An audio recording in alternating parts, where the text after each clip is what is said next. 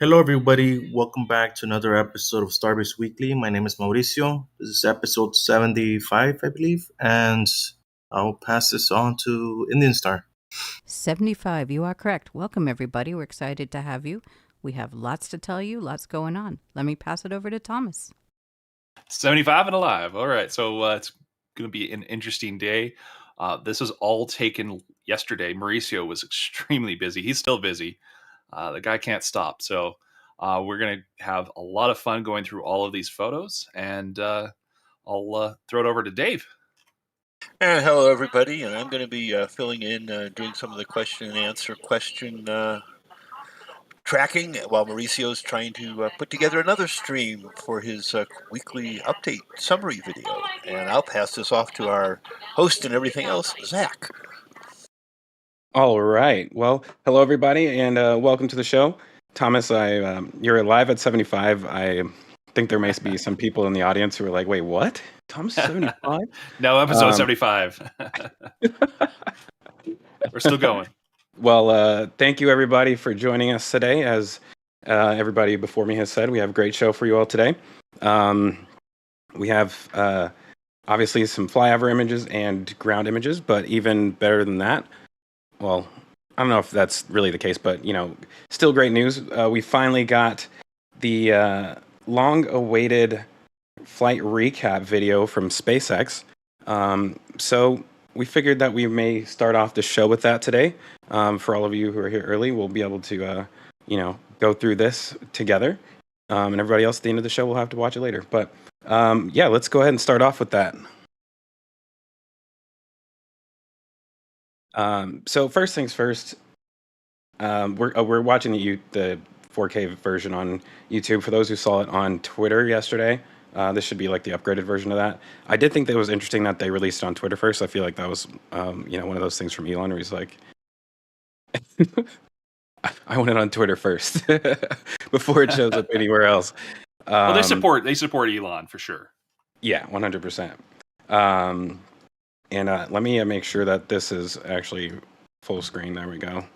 But yeah, we're gonna step through this. I guess we'll watch it all. Double check it's 4K because it says HD on it, so I think it's just 1080.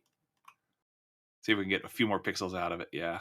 Oh man, if the stream starts slowing down, this is your fault, buddy. You asked for it. Yeah, your computer can handle it. You're good. Well, I mean, look at what the mouse is doing right now, but we're gonna try, and let me know if I need to drop it down. All right. I'm not gonna I'm not playing the volume through on this right now. But my gosh, this looks amazing. Like, I looked at all the details last night, even into that room. Like, everything is blurred. They made sure that they're out of focus on all of the text, but you can still see the diagram lines for where everything's at, where it's going. I recognize that gentleman from Tim Dodd's interview. That's one of my favorite views right there. Yeah. I wish it kind of stayed that way and just, took out the camera. Or the camera just sacrifice the drone.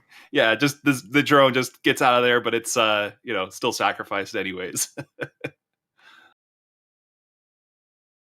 I mean, that could be a drone right there on the right. Do you see that going up slowly? I think that was some reflections or something. Concrete. It was the same speed as the ship, but yeah, it could be. Oh, just that concrete going everywhere. Every time I see it, kind of makes me cringe, but I'm glad they're fixing that issue. Oh, and the power slide. That was awesome. And it actually worked out in their favor. There was a 50-50 chance that power slide could have gone in the other direction. And it would have basically hit the tower. That would have been a very quick end to the whole thing. Yeah. And these are some really great views. It's awesome to be able to see inside the operations room as well, or mission control room, sorry. Because that was one thing we kind of wanted to see a little more of during the actual live stream. Just their reactions is huge because it's like these people are working on the Raptors and a lot of the other systems for Starship. But the people at the Launch Control Center, that's local, and they're the guys directly working on these systems. Oh yeah, that FTS going off, and then this is interesting because it's like, wow, there's a lot there. And then Ship 25 and Booster 9. Jax gave away last night to everybody here. We were like starting to watch the video. He's like, oh yeah, by the way, it's Ship 29 or Ship 25 and Booster 10. Sorry, you would do 9. That. Yeah.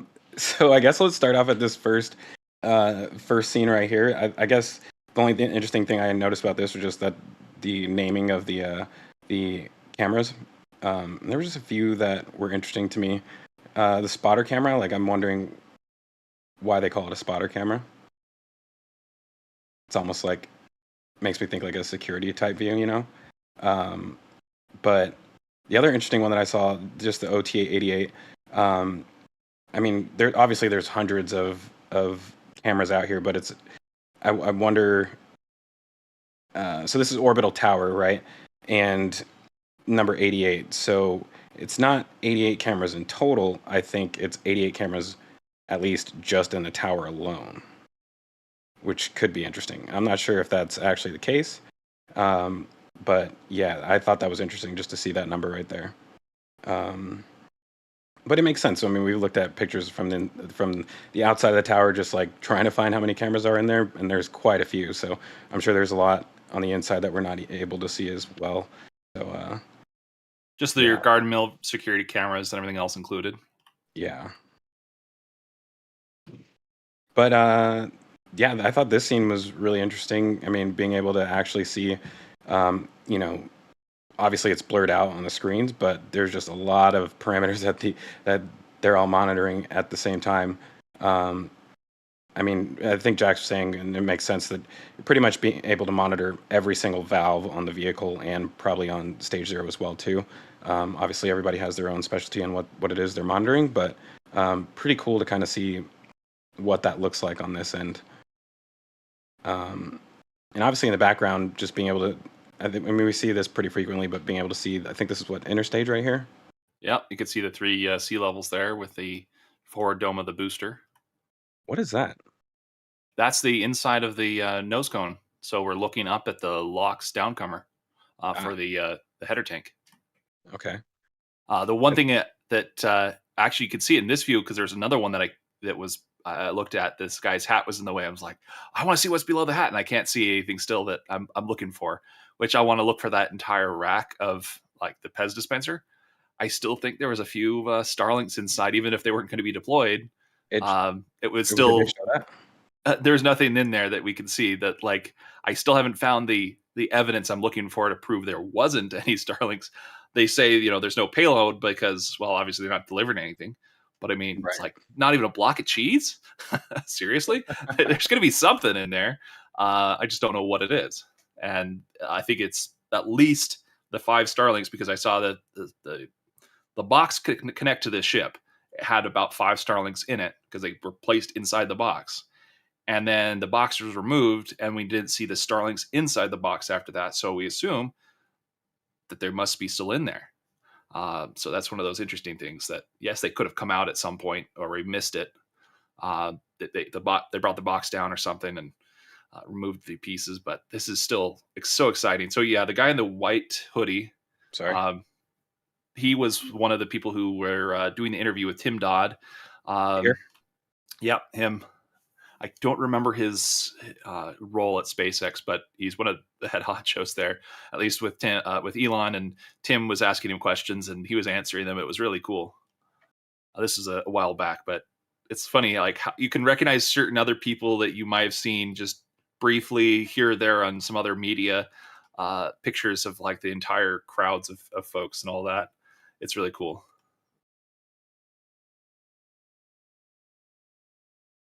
And I think this is, like you were saying, this is easily one of the best views right here. I think, this is from the drone, right? So usually when they post these shots, we only get the Twitter version, which is compressed and whatnot. So this is really cool to be able to see it from this angle. Well, plus it's 4K, it's video, so you actually could get multiple frames and build up a little bit better pixel density because it's also panning a little bit to the right. So you can go through and make a really cool background out of this, except the fog is changing, so you can't really use that to stack images, but it's really, really awesome. And yeah, watch right here when it's lifting off on the right-hand side. I just swear, it looks like either the debris is going the same speed as the ship is going up, or it's a drone. And that would have been awesome if they were like, oh yeah, we got some drone footage, but they never used it. Piece right here. Yes, just watch it as it's going up. It's slowly going up. See what I mean? It just kind of keeps going up. It's not I think fast that footage enough. is like slowed. I wonder if this footage is slowed down right here. I think it's real time. But yeah, the best part is those windows right there. They're shaking and everything. The windows in the background, yeah. And that's an interesting thing right here because obviously they must have been much later into the flight at this point where this part of the video comes from, because I think they're too far away for this to be already vibrating at the point that they're showing in the footage. Oh yeah, there's some other things that are timed very funny like that I've seen, but it's pretty close. It's not real time, but it's like this is them watching as it's lifting off. Like you could see the guy looking out the window in the middle. He's kind of putting his head up like a groundhog, just popping out. And oh my gosh, that's amazing! And then he has to look down at system again, like okay, everything's still good. Okay, yeah, I'm gonna watch a little bit more. The interesting thing is, I would say the distance that they are from the launch site. So they're just over 4 miles, like just 5 miles ish at this location. So this is pretty much the opposite side of Massey's, just a little bit further up the road, but not much. And yeah, they've got these basically containers that are offices that are connected together. They're basically mobile offices, and that's where you can see these like columns in the roof, these white little columns. That's where basically the seams are at for connecting the two buildings together. Actually, there's like 6 or so.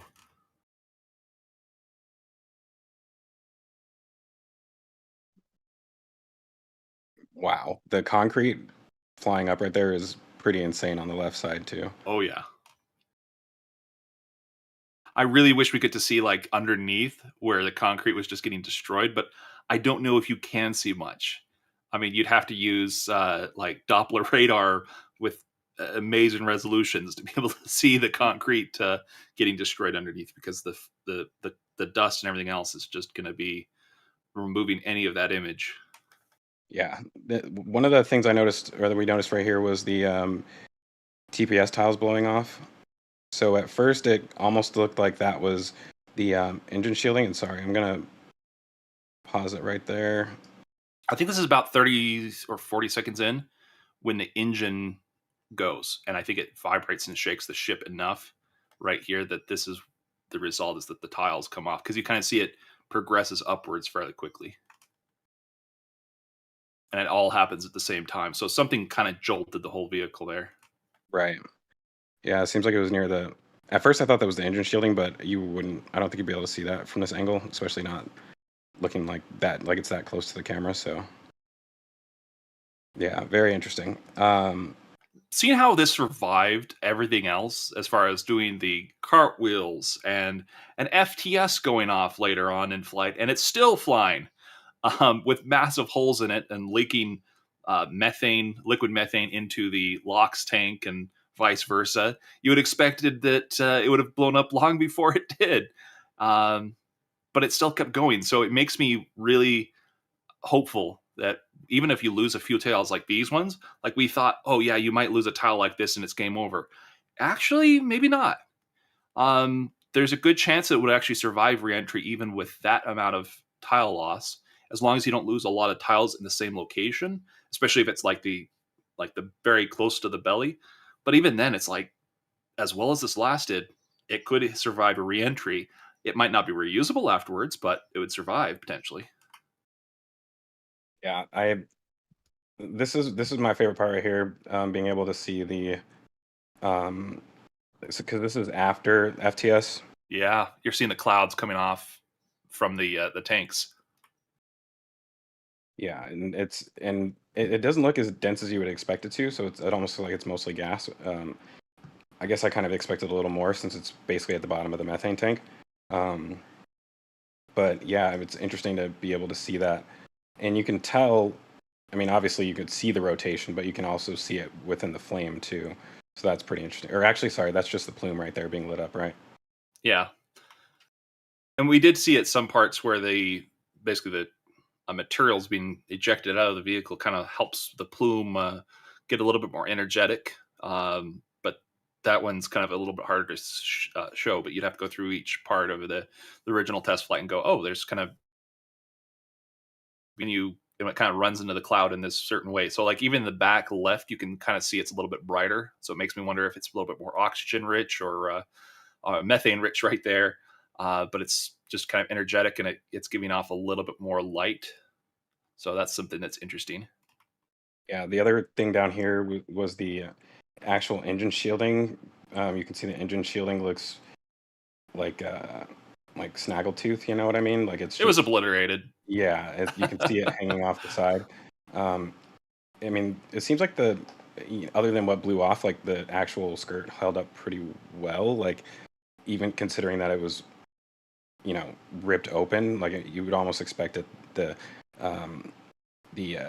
Well, I guess at this point it was pretty much kind of out of the densest part of the atmosphere, but I'm surprised just like the air passing through it doesn't rip it to shreds. You know what I mean?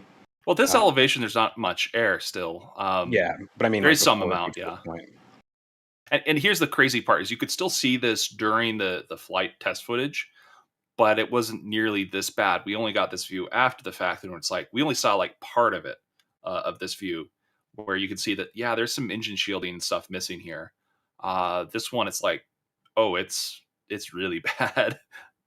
Makes me wonder if they're going to do robustness upgrades on that engine shielding for Booster 9, despite them already being more robust. It seems like that would be a logical conclusion, but maybe they've exceeded that point at this junction. I think that was most of the details that we got from this. We did basically see the last frame right here of right before it blew, so that's pretty much. I should probably slow that down. But I mean, this is basically it right here, the last frame, I guess, before the FTS or the booster actually came apart. But I think they actually did have imagery after this point, but this is where it cuts here. So still cool to be able to see this. But yeah, awesome footage from SpaceX, and glad they got this recap video out, and glad we also know which ships are flying next, because a lot of people have been wondering that for a while. And we actually thought Ship 25 was retired, but that is not the case. So let's go ahead and swap over to the beginning of our show. Let's go ahead and jump into the Massey's area, because we have some updates here as always. And as you all can see, we finally have the second cryo station finally, I guess, breaking ground, you can call it. Even though they already did the piles for this, they're just finally laying down that base pad right there. So let's go ahead and take a closer look at it. Actually, let's keep the other one in frame just so we can see it. But yeah, so the other one is right here. And you can kind of see that, I mean, obviously this is about the same size. It looks bigger right now because this is the entire base. So they'll come in and frame all of this out around the rebar cages. So basically it's called actually, I think technically this is the pile cap. Yes, this is the part of the pile cap. The area we're looking at right now would basically be the foundation, so that you don't have your concrete slumping and all sorts of stuff going on. You've got a nice level surface to work with to start building the rest of the pile cap. But this part right here is just kind of a sacrificial surface, but from this layer on upwards would be the pile cap. Yeah. And I mean, it's hard to really gather much about, I think we'd have to compare some of the older images. But I mean, I think this is about the same as the other one was. The only difference is this little, almost, I mean, I just want to call it a nipple right there. This little bulge right here that comes out. So this is kind of interesting. I'm wondering if we'll see a booster QD right here. I mean, the pad itself is, I think this outer ring right here is like the 9-meter ring-ish. And so having the QD right here would give it enough space to reach over to the actual booster, and that'll be interesting to see. Well, I think we'll know rather quickly if that's what they plan on doing here. Because when they framed out the other one, they had to put down all of the here, let's get a better angle on it if we can. By the way, I've got a quick image to share with you, just in the live comms here. That basically, it's just an interesting illustration of what the original stand looked like for underneath, because we really didn't get a good side-by-side comparison at the time. They really went fast about digging them and then covering them up for this rebar that we're looking at. So right now we're looking at that ship, basically cryo station. You've got 3 embeds in the center. They're basically elongated, and then you've got it's like, I could say it was 6 embeds on the outer part, but they're really weird as far as the shape. They're a bit different. We are looking at, I think, a ship stand at Massey's. Is that what we're supposed to? Okay. Yeah. And then there's the picture I just submitted for Zach to pull up here. That's what it looked like back on February 14th. So it's quite some changes here, obviously. But you can kind of get a sense of scale. Whoa. Sorry about that. Lots of zoom. Yeah, I didn't mean to do that. Yeah, if you pan up, it'll be fine. Right. Oh, so sorry. Are you trying to show this pad? Oh, yes, and the pad next to it. Sorry, that's the area that I'm digging, and I guess I'm looking at the wrong image part. But yeah, it's just interesting, like that section. I've got to go back a little bit further. I was looking at the wrong image here.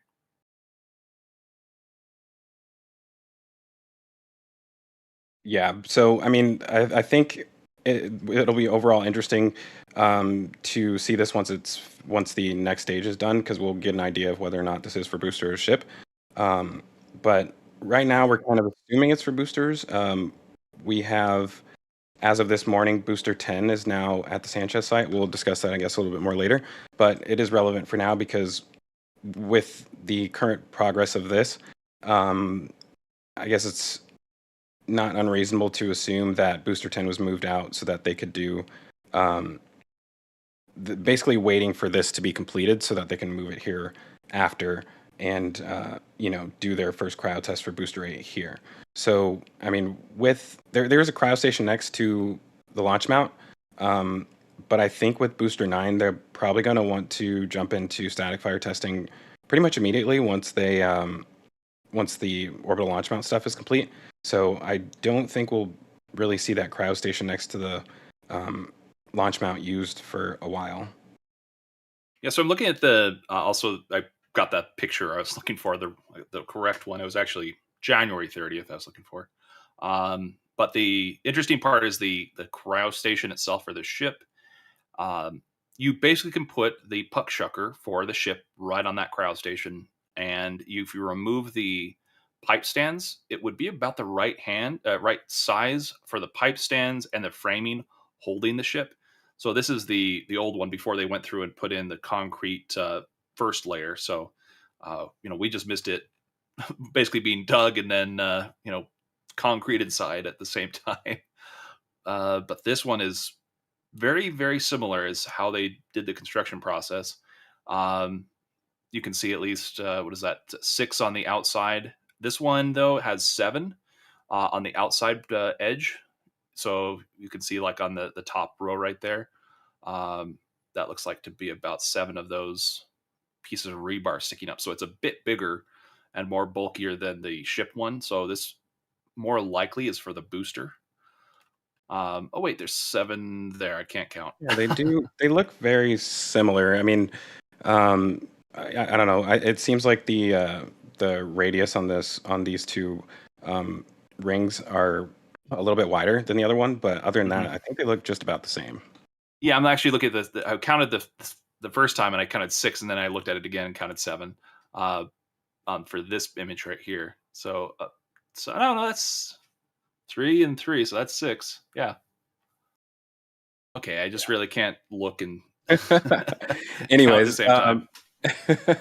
Yeah, so I guess moving on from that, we're just expecting to see that within the next few weeks. I'm imagining they probably are already forming this out, even though these were taken yesterday. They do move pretty quick, so we'll definitely see a lot of progress on this by the next time Mauricio is doing a flyover. And speaking of which, if you look at the orange parts, that's the form points. So if you zoom in real quick, you can see those orange parts. Each one of those, especially at the corner, outside corner, that is basically where the formwork is going to.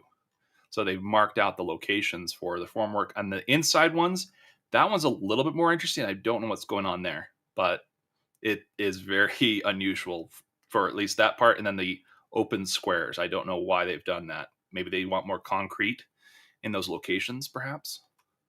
I mean, if they have embeds in the actual, like for the booster stand or ship stand, this is actually only 4 points. I'm looking at the little hexagons right here. Like if they lay down giant embeds, that could be the ring that they do that on.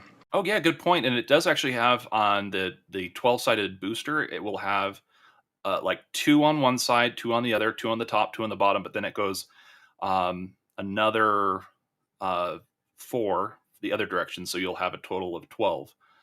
So we're just missing the opposite points for the embeds if this is being shown as locations for them. That's interesting. All right. Well, moving on from the cryo station, we have booster B6.1. Actually, 6. We've been calling it 6.1 for the longest time, but they're both booster 6. But this one is B6, and the other one was B6.1, which was the leg. So we've got it wrong for a while now. It became I've actually been going back and forth between what I'm calling it, just so I cover all bases. Well, the ring watchers, they know, and they've informed us it's B6. The other one was B6.1, and that was gone quite a while ago. But this B6 article here is originally booster 6, forward dome and aft, or was it the common that was like basically blocked? It was really weird. Yeah, it looks like they've gotten about half of it scrapped. I talked to Anthony Gomez from Rocket Ranch, or sorry, wow, I'm confusing Rocket Ranch and Raptors. But yeah, Anthony Gomez from Rocket Ranch, and he saw them carrying out some of the steel from this after they had finished scrapping it. So it looks like they're about halfway done with that, but nothing overall too exciting. We kind of talked about that a lot last week, but yeah, it'd be cool to get some close-ups of this so we could maybe see if we could find the actual line from where the FTS was. It should be on the left-hand side because you can basically position it based off the flap mount position. So you can see that one that if you flip it upright, that would be on the left-hand side. And what's currently on our left-hand side, where it's kind of dented in up towards the top, that would be the location of the FTS. So on the left-hand side, most left-hand, right there, yeah, that's the FTS mount location. And the problem is two things going on. So you've got the FTS that blows it inwards and it kind of rips out as well with the flow of the water pushing the steel. Then you also have an excavator coming along and making a mess of it. So it's like, what's the excavator and what's the FTS? Which one is which as far as those bends? And that's the hard subject to try to figure out exactly which ones are which, but it's pretty certain that's the correct side. Oh, hey, look at this. Okay, this may answer our question right here. Yeah, it's a QD sized for boosters. Are you sure? It's wide. It looks very similar to. So look at the looking at the top part. That's the wide part. It's wider than it should be, just by a bit. And so you're mounting it as far as the under bracket. So it makes it look more like the booster than the ship on this as well. Interesting. Yeah. So if that's the case, this will be the first of those. I think the other one was delivered complete. So this one, it looks like they're fabricating in this tent. And these look like possibly walkways that will go around it or something like that.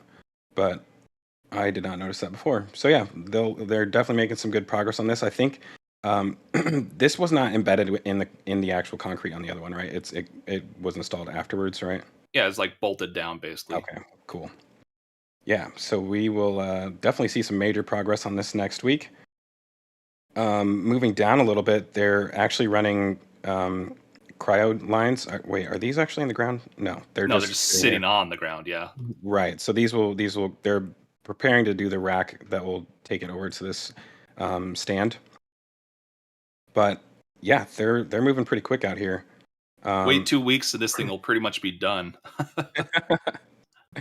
Yeah, and beyond that, I guess moving a little bit further to the what direction is this? North?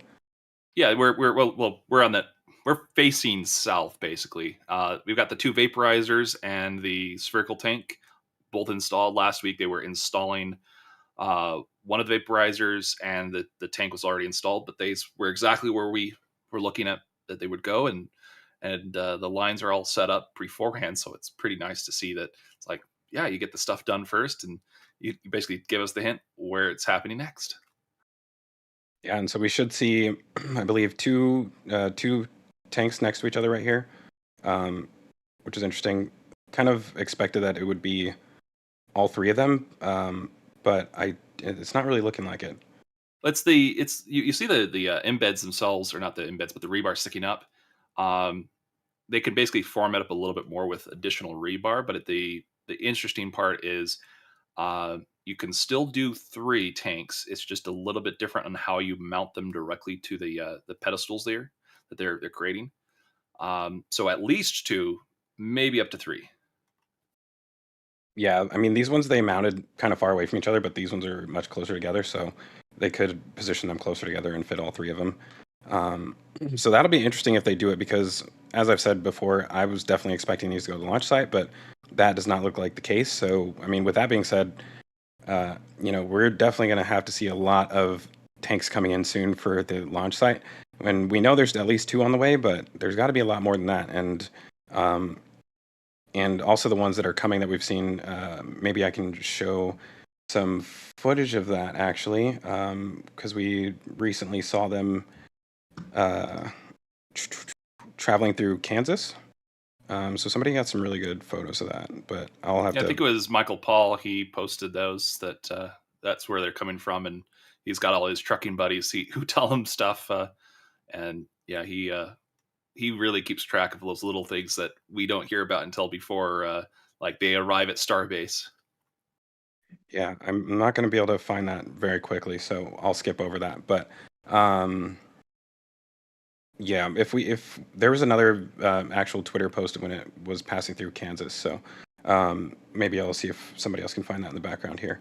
But yeah, continuing on, that's a good sign. You know, I'm wondering what they'll be storing here, because you obviously already have your nitrogen storage, and I believe this is probably also nitrogen, honestly, right? Like, there's no reason to have locks here right now. So I don't know if these are two separate nitrogen farms and if all of this is going to be nitrogen. But yeah, that's quite a large farm. This is, I mean, with 3 more tanks here, I think that would make it 3 times larger than the suborbital test stands as far as like capacity goes. So yeah, I mean, it really almost feels like the suborbital test stands are being relocated. However, that's not the case, because we will never. Well, I won't say never, but we're not expecting to see static fires here. There's just not. I personally don't think there's enough room to do it here. I feel like you're risking catching all of this stuff on fire. Yeah, I would agree that basically doing static fires here is very unlikely. But one thing I would say is SpaceX loves to throw a little bit of wrenches at us, and we come up with these interesting, like, you could basically put a test stand here, but why not just send the engines to McGregor 7 hours away to go through and have them fix and replace parts and do all that work? And you're already bringing the trucks down with the 33 Raptors at a time for a booster kind of stuff. So they have plenty of Raptors. In fact, they had to slow down development. So I'm not concerned about that quite yet. Yeah, and I on that note, I think that kind of covers everything that I noticed out here. More concrete, and they're pulling out dirt at the top left corner of the screen. So this area, they've got just truck after truck pulling all that dirt away. Other than that, yeah, there's not much else that's changed. All right. Before we leave here, I've got some donations and questions. Let's do it. Okay, well, as the stream was starting, I mean, like in first second, Chris Lyons donated 5 memberships to Daniel Hogman, Ian McCovey, McGulloch, Count McDemoney, and Tolovis all got gift subscriptions for Chris Lyons. And then John Dopker donated $10. Let's go get her on. Let's get her going. Jim Cabot donated 5, saying he's on board. Chris Lyons donated another 5. Sharpie donated 10. Appreciate everything you do, RGV people. And then Steve Coates donated $5, and Jake Winslow donated another gift membership. And Jim Cabot just donated another gift membership. Wow, those gift memberships are huge. Like, because everybody gets access to all the ground photos, and at least the SN1 or whatever the tier that is being donated. That's huge. For the next month, you're basically able to get all those photos and access to these, and then also show and tell, which we do. Like last night, we did show and tell. It was pretty late because in the night, because we had both flyover pictures, and then I think we kind of skipped a little bit of the ground pictures. We only have a few of those, but it's always amazing to go through these each night and like be the first ones to delve into what's going on, and we get some interesting ideas going. And then I've got 2 questions. Actually, 2 people basically asked the same question. Bill Lair and Dave Stanaway want to know, do we ever figure out where the mission control for the integrated test flight was? Yeah, it's just down the road from here, just opposite of Highway 4 from Massey's. They've got basically a little office building that's about 6 trailer offices stuck together, and that was their launch control center. That was what we were looking at in that video earlier. Okay, and then Senti the Crow wants to know, do you think they're going to put cryopumps in at Massey's? They already have them. So these pumps are basically, and I'm not 100% certain. I think there's 2 down here. and I believe there's some on this side as well too. I don't see them on this. Oh, I think there's one right here. Yeah. Yeah. So these are much smaller. You're not like trying to fill a booster and just ship in less than 45 minutes. So you don't really need the same size pumps. But yeah, they already have them here, and I believe no, that's just the valves over there. Yeah, but either way, yeah, they pretty much already have all of them in place over here. And one of the things we've seen them often do is they use the pressure of the tank itself to back pressure the cryogenics back into the tanks. So you get rid of some ullage, and then you use your pumps themselves to help flow it into the tanks. So you're basically pulling off all the rest of the stuff in the lines. There's a certain amount at the beginning and end. You'll see that pipe just kind of sitting there just to the left of his mouse. It seems that at the beginning and end, they throw away the contents of the tank. So it's like, here's all the stuff that could be contaminated. We just get rid of it. So you'll see just a large cloud coming in off after a ship test, for instance. It'll start and then it'll stop and then it'll start again. And it'll basically be at the very end. So anything that floats at the top or at the bottom goes away. All right. Well, with that said, let's go ahead and swap over to the Sanchez site. We have, unless we have any more questions. Oops, wrong button there. Nope, we're caught up. All right, cool. Well, yeah, so let's hop over to the Sanchez site. We got some updates over here. This is the never-ending change corner, I guess. He got rid of the concrete. First off, that's the biggest, what? That was a useful concrete pad. What are they doing? Yeah, I mean, they built a concrete pad here in order to store the United Rentals equipment here, and then, I mean, that lasted for all of 2 months, and now all of that's gone, and this is pretty much storage for Mega Bay material, and an assortment of things, but yeah, Mega Bay is primarily what we've got here. Yeah, this is interesting to me. I mean, right here we can see the believe these are for the stairs, the stairways. These are the corners for the stairs, and then we have all of the white cross beams still. But yeah, at first I was thinking that these were actual structural pieces, and that all of a sudden they started sending unpainted material over. But I do think these are the stairs, so that's probably not the case. But yeah, so we also have just a bunch of stuff being stored down here once again. It's just the never-ending shuffle of material at Starbase. Yeah, I can pretty much list off every single thing there. It's amazing how much stuff is migrated around here. Yeah, we have additional storage over here for Mega Bay material. I mean, and then just right where your mouse is, just to the right and up a little bit, there's additional segments. Those not those, but down below where your mouse just was, a little bit further down in the brown I-beam shapes. Yeah, those right there.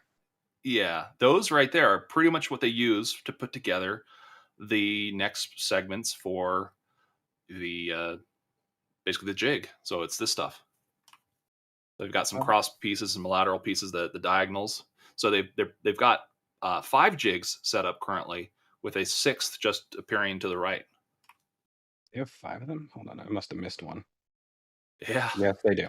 Okay. Yeah, we got 5 corners. So I think we've either failed geometry class or they've started building segments for the 3rd level. I mean, it's almost shocking that they're able to fit all of this in here. But with the way that they moved all of the material that was in here out, it looks like they've gained a little bit more space. But yeah, they're definitely squeezing every inch of it, essentially. Wow. And one of the interesting things about this is that I kind of expected that they would plan to move this over near the Mega Bay, but right now it kind of seems like they're going to stay over here for a little bit for most of this construction. It all has to do with Booster 10. It's Booster 10's fault. If you actually want to skip a little bit over to the right and up towards any of those roads, so look at the intersection real quick right there. Yeah, right there, just in that area. If you look, there's all these large panels covering basically the storm drains right there. So booster 10, they basically put those down so that the SPMTs don't mess up the culverts or the other way around. So they put steel plates down there like an inch thick. These things are horrible to drive through because they sometimes are sticking up and they were never put down properly. But anyways, this is the route basically they took, booster 10. It's this very interesting direction here. Right. Yeah. So this morning, they let me see if I have a wide angle of this. There we go. So But this morning, yeah, I'm sorry. I was saying it was Boosters 10's fault specifically that we have not seen any of these go over to the Mega Bay yet because they're waiting on the crane, and the crane was waiting on Booster 10, and now that's happened. A bunch of other things are going to happen really quick here. yeah, and it was interesting the way they had to maneuver Booster 10 in here. For some reason, they couldn't bring it in this way. So I believe they actually took it all the way up the highway this morning and then came in back through here in order to get to that location. So definitely took the scenic route. But yeah, as of now, Booster 10 is sitting in this spot right here. And as we mentioned a bit ago, kind of expecting that they're just waiting for that cryo station at the Sanchez site to be finished so that they can, the Massey site to be finished so that they can move Booster 10 over there for initial cryo testing. But yeah, lots of movement on that front. And we also have another interesting little development over here. So next to the power plant, we have these 3 pads right here, and you can see these boxed Kind of look like Tesla gigapacks. Megapacks, but yeah, it's not quite to a gigapack. Yeah, so they look like they've delivered at least 3 of them. So these are rated for, I think, 2.9 megawatt hours, or sorry, 3.9 megawatt hours each.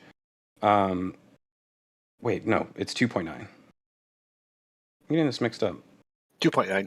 2.9, right. Yeah, so this is basically just more backup power. And I believe this is actually backup power for the solar farm, not necessarily for this generator, but it probably can be used for both. But yeah, interesting little development right there. This is a pretty good amount of backup power that they're bringing to the Sanchez site. At an interesting time because they're about to activate the new Magic Valley power line here soon. Yeah, it goes to this. I would call this the Sanchez substation because it goes from Magic Valley to this location, and then from this location, it's all SpaceX basically. They're basically doing all of the power distribution for the rest of the site, including the village, the launch site, everywhere. So it's basically this is the end mile mark, and it's going to be very interesting for the village to see how that works out. I'm excited for them to actually get that activated. I'm working on an episode right now, kind of explaining that whole situation. Pretty much like went back and mapped out the entire site, all the electrical for the entire site, just to kind of see, exactly how it was laid out. Because it really tells a story like about how they did all this stuff in phases and,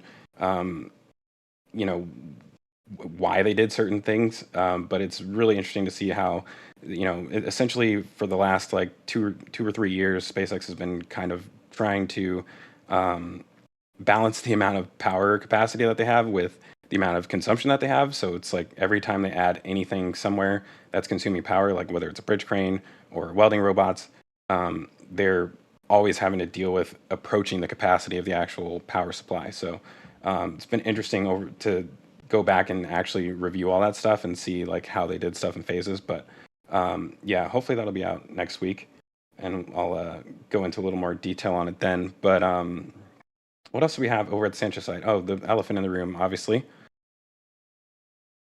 The water deluge. Or not water deluge, but the steel-cooled plates. I guess you can still call it water deluge. The one that comes from the top of the orbital launch mount, some people call that deluge. But it's like a very, very different thing. This arguably could be considered a form of water deluge.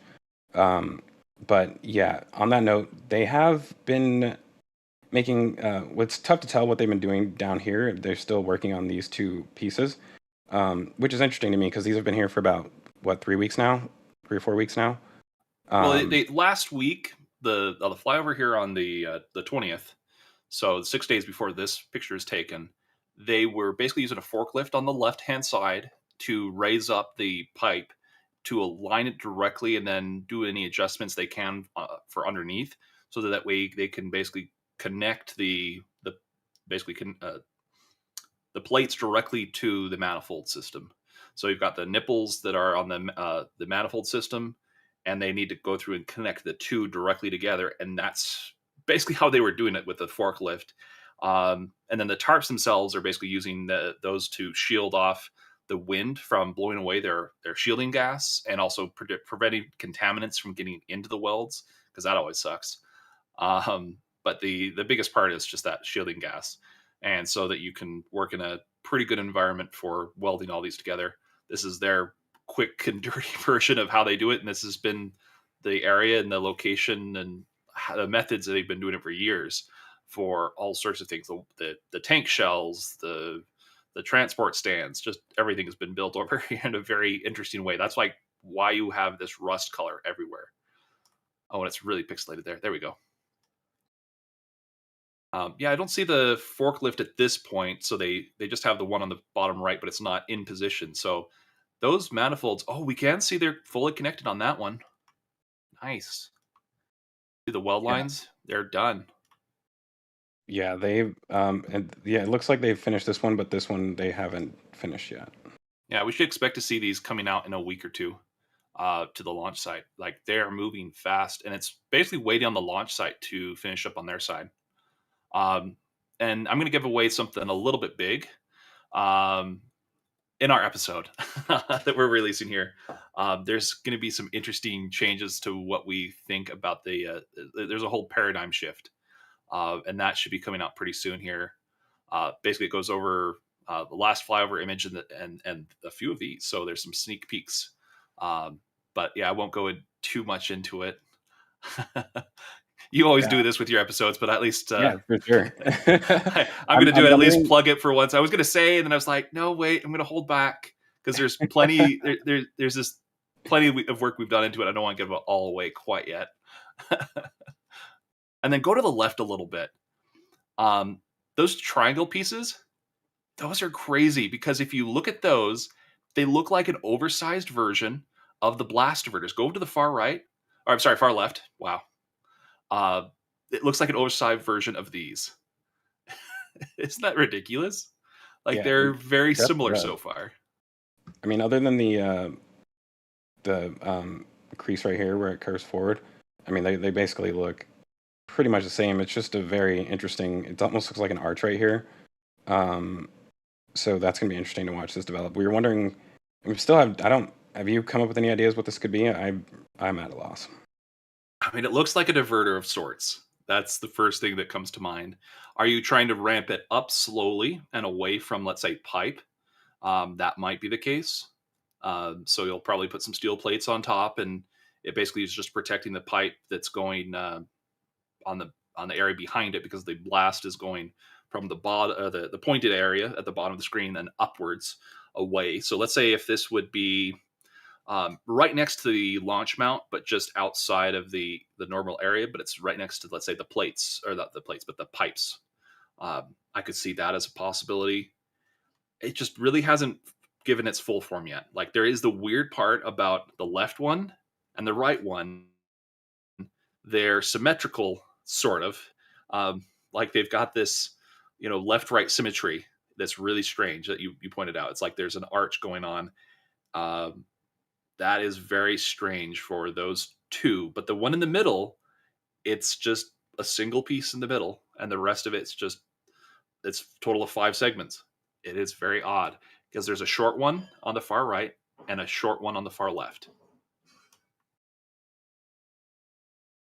Yeah, it almost looks like a massive gate, but obviously that's probably not what it's going to be. But it looks like it backs up against something. So I wonder if you tilted it forward, if you could place it against the base of the tower or something like that. That's the side that's actually close to the launch mount. But I don't know. It's going to be an interesting one to keep our eyes on. Well, I would save the concrete long term. So maybe that's a long-term solution for a problem that they're having. That's like each launch or each static fire slowly eroding that concrete.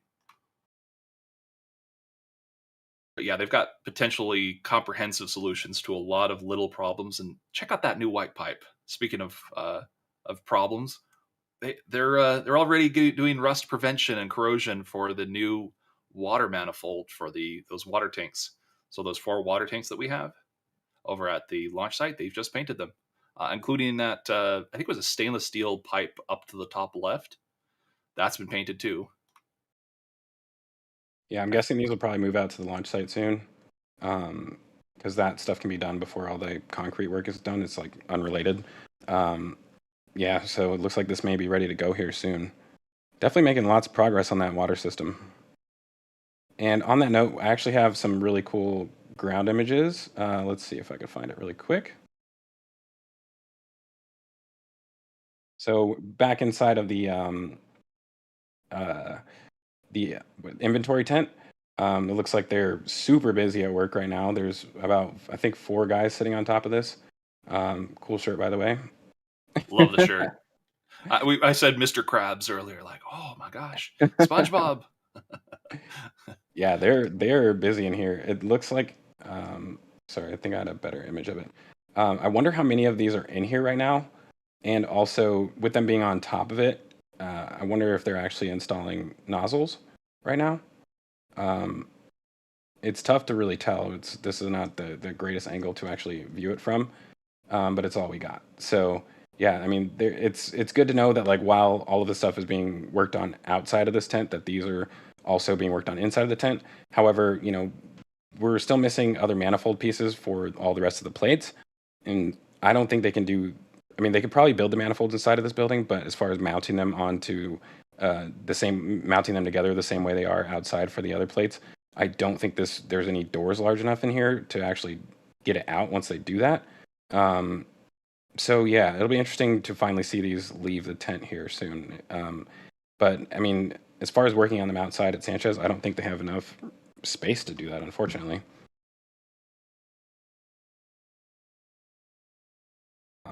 Sorry, I'm just getting back over here on my side. So yeah, I mean, lots of progress on that, like I was saying. And moving over to the right a little bit, we already mentioned. Oh yeah, I get the one thing that we didn't mention about the Mega Bay sections is that they're obviously got these paneled already, but they also have been painting these. So we were wondering if they were going to leave these like a pinstriped building essentially, but it looks like they've actually been painting the exterior cross beams, whatever you want to call them.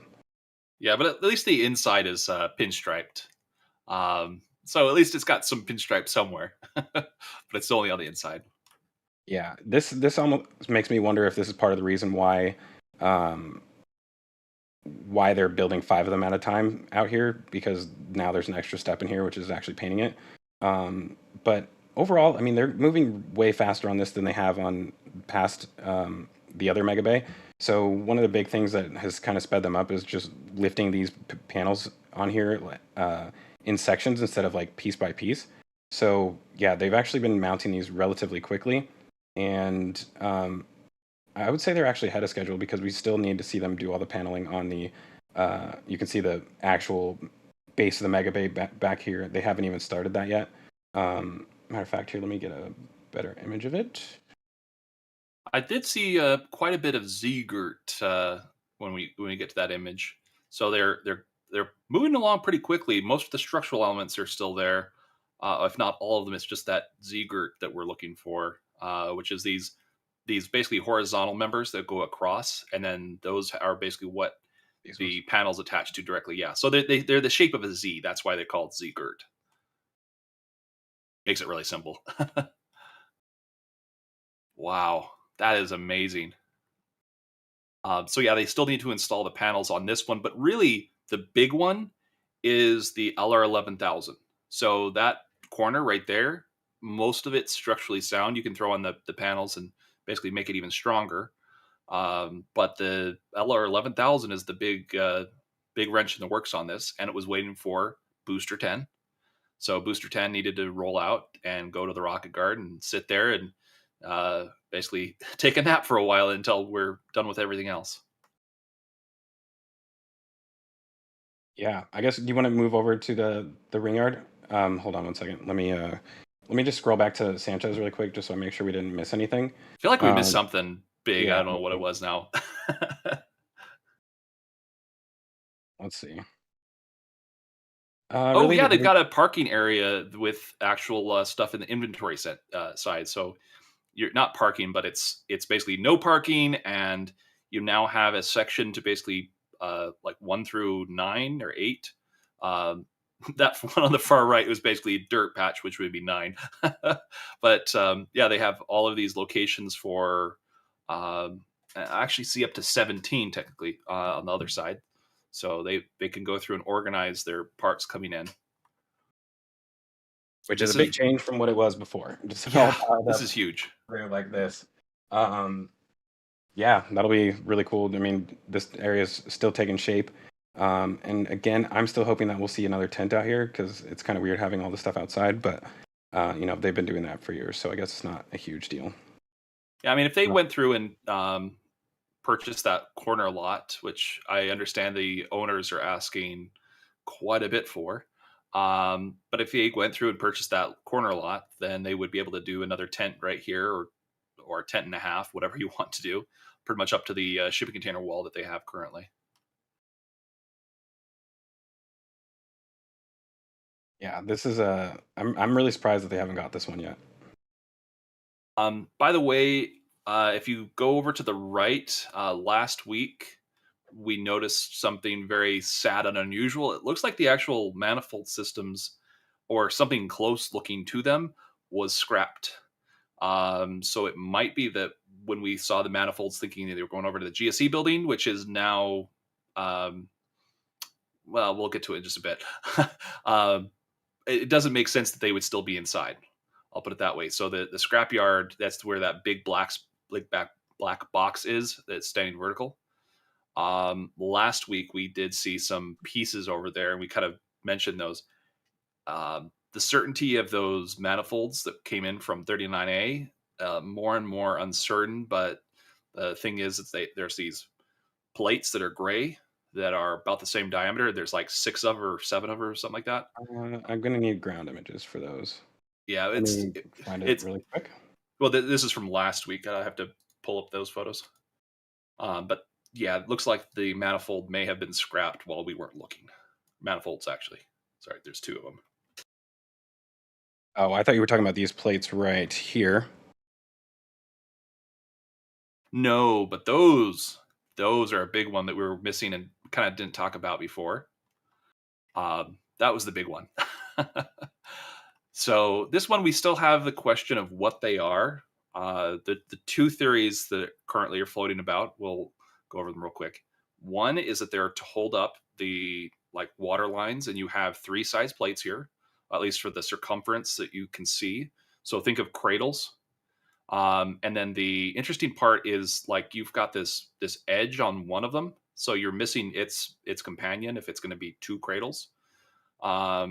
But it's got this interesting area which is supposed to be for a fillet weld. That's what that would indicate, is those areas would basically be part of a fillet weld. But yeah, you've got 3 different sizes, and if you look at the aerial shots, they move those over to the water manifold, or water cooled steel plates. So they're just sitting right there, and this was taken just hours apart. So Mauricio came in, saw these, took some pictures, and then did a flyover, and they moved. So just up a little bit, you can see them right there. Yeah.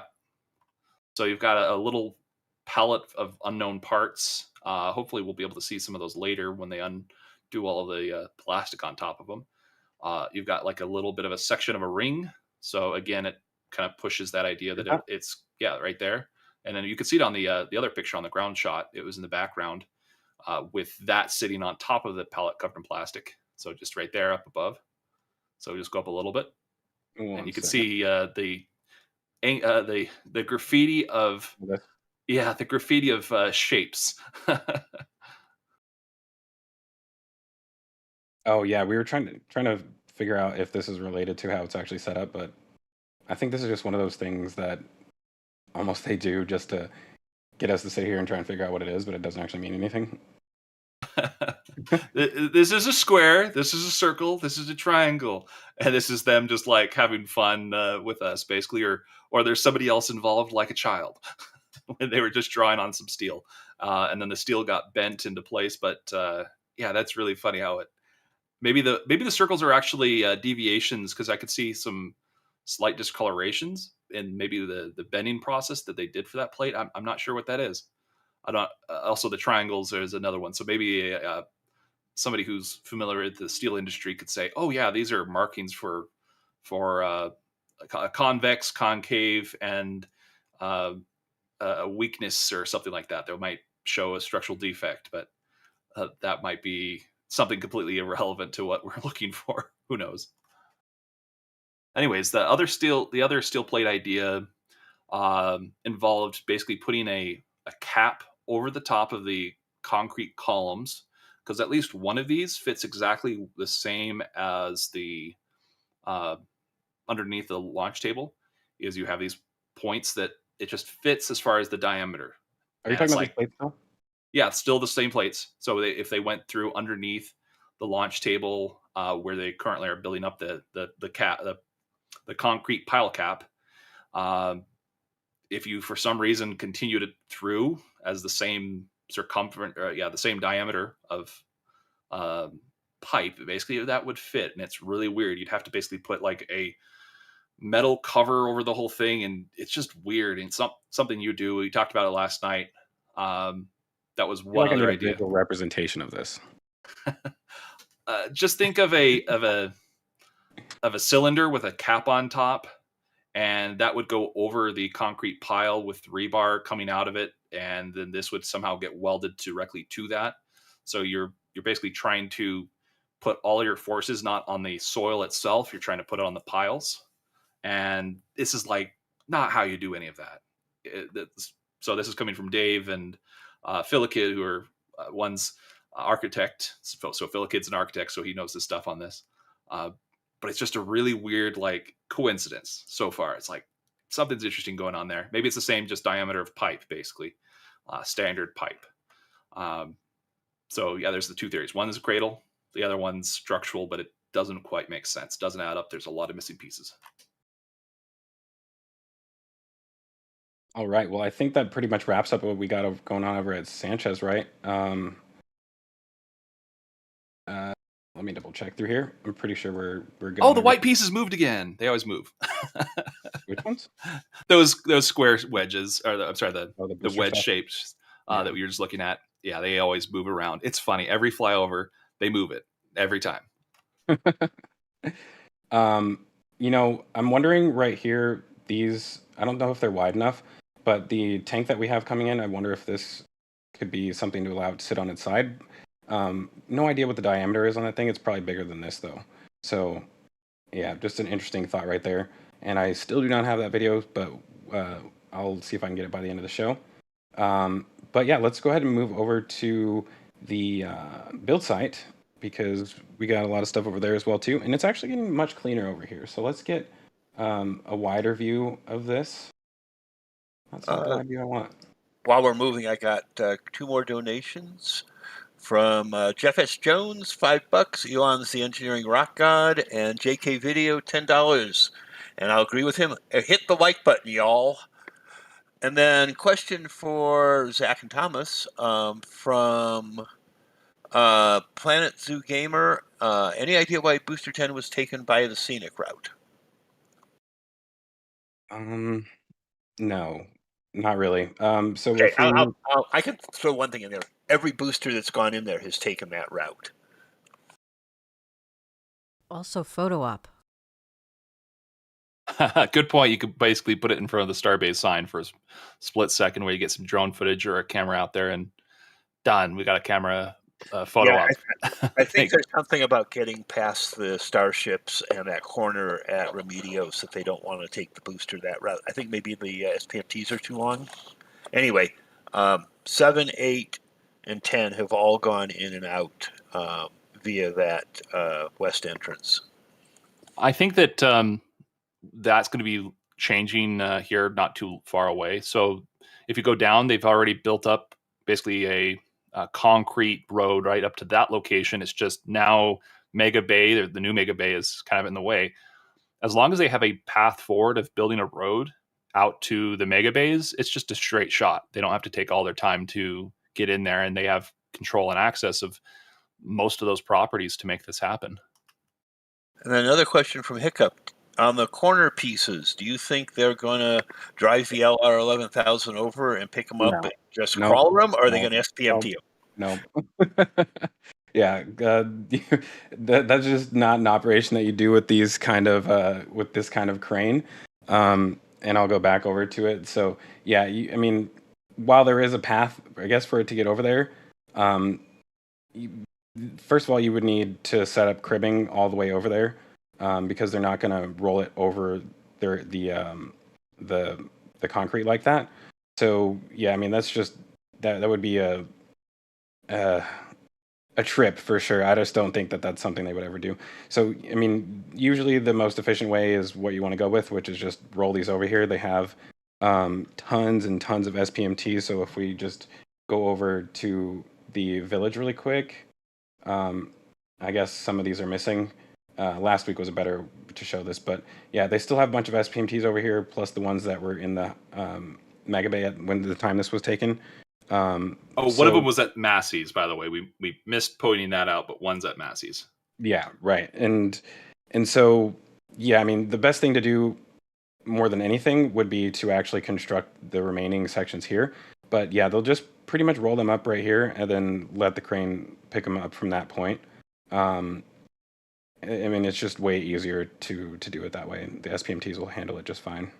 And I'm hoping that area where your mouse is just at, in that lot right there, that right-hand corner lot, that they are currently going through and doing geofabric or geotextile, and basically redoing all of the soil here, soil stabilization. I'm hoping that this becomes the new staging area, that they'll put in some concrete or whatever else, but they'll stage all of those pieces for the corners of the new Mega Bay right here. So you don't even have to roll them that far. You just bring in all the pieces on a truckload and assemble them, go get another truckload, and you just have Sanchez be your inventory. And then this is just your pre-assembly site as you're moving all of those corner pieces over. But this is not quite ready yet. Still has a bit more to do. Yeah, I wonder if there'll be a different, like a completely different structure here at some point.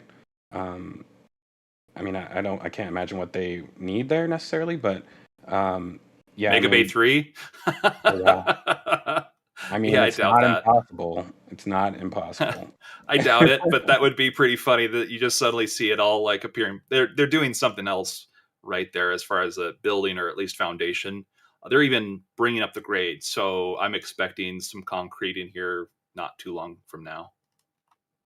Yeah, I mean, and another thing that could just be pretty simple is a parking lot. I mean, they definitely need that, right? Like they need more parking space because they still have everybody parking on the side of the road over here. So yeah, I mean, I could imagine that they would just throw a parking lot right there. Oh, you just gave the good picture. We got to look at it now and talk about that. This one? Yeah, Mid-Bay? Yeah, zoom into Mid-Bay. What's going on there?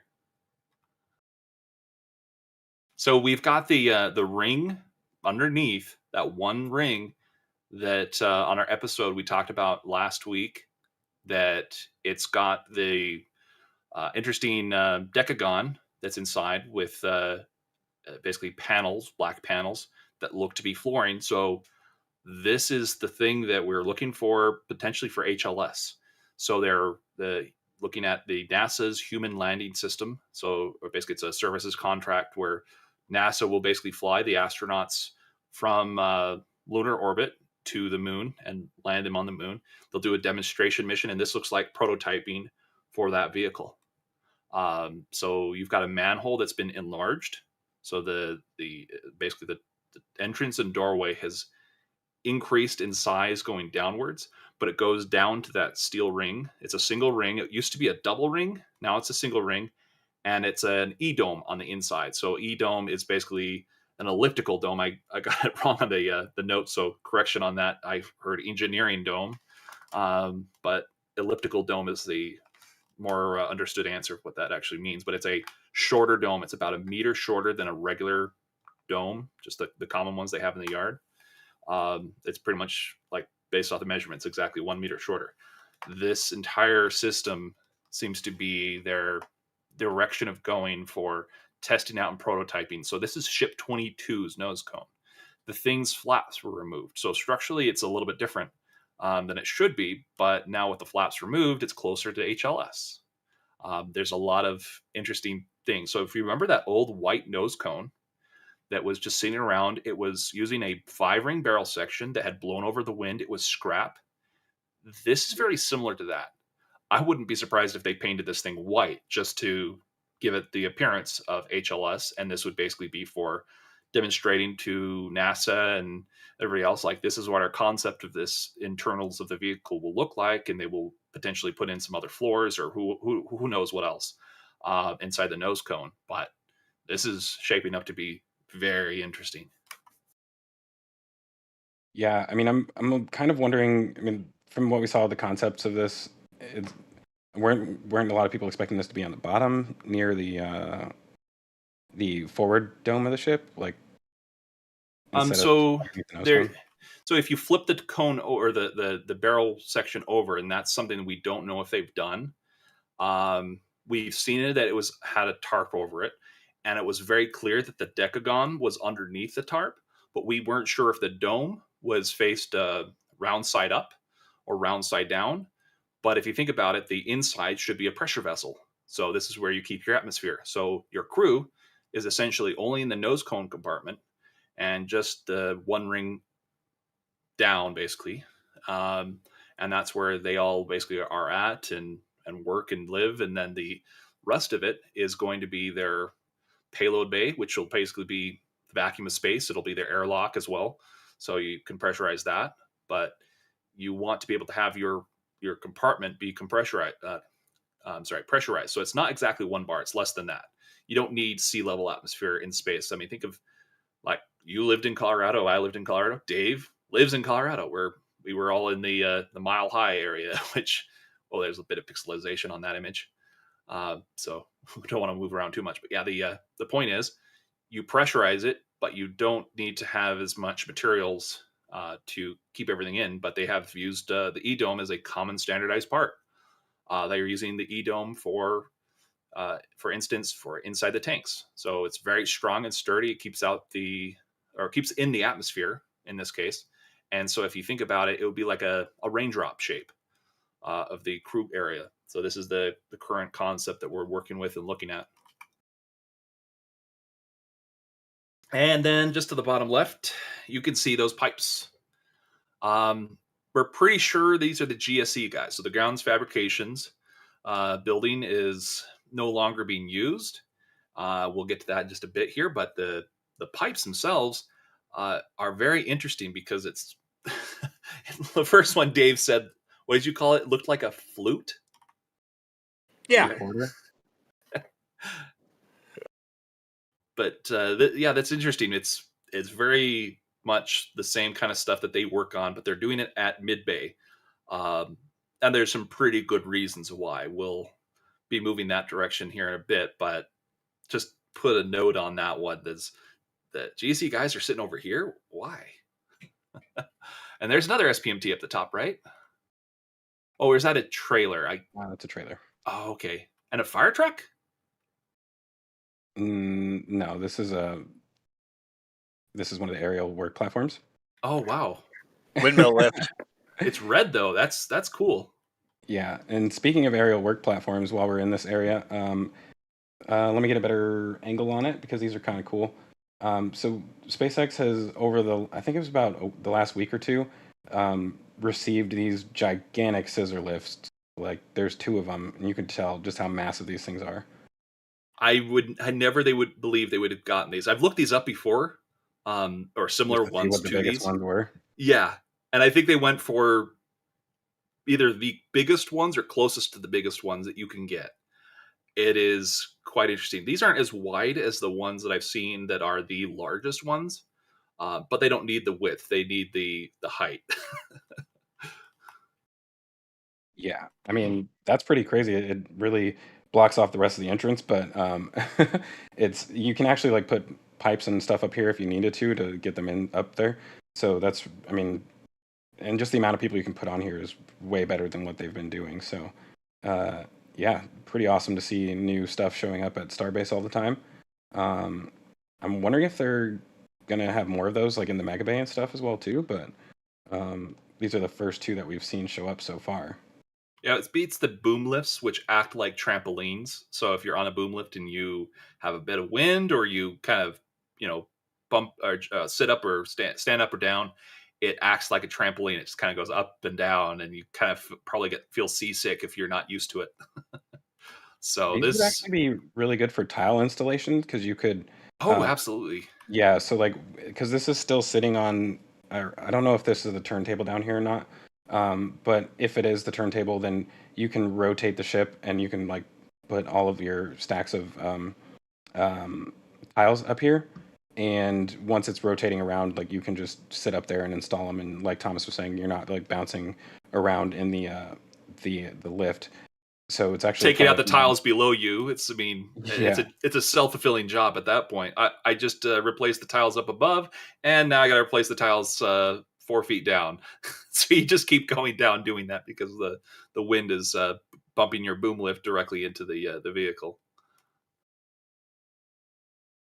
Yeah, and let me see if I have some ground images of these. Let's see here. The inside of the bay. We'll swap over to some ground shots. Yeah, we got windows on Mega Bay. More windows being installed still. I'm gonna try not to get as distracted by that as I'm looking for another shot. Well, that was a distraction, and now we're good. Still bothers me about that gutter, but yeah, keep looking for the photo. I'll just keep talking about this photo until you find the other one. There we go. Oh, you don't see it. Where is it? Oh, it's the bottom left. I think I see the scissor lift. Oh yeah. It's just I think it's just out of view on this side. I was trying to see if there was one that showed it a little better. Well, they got the first flap on. That's good.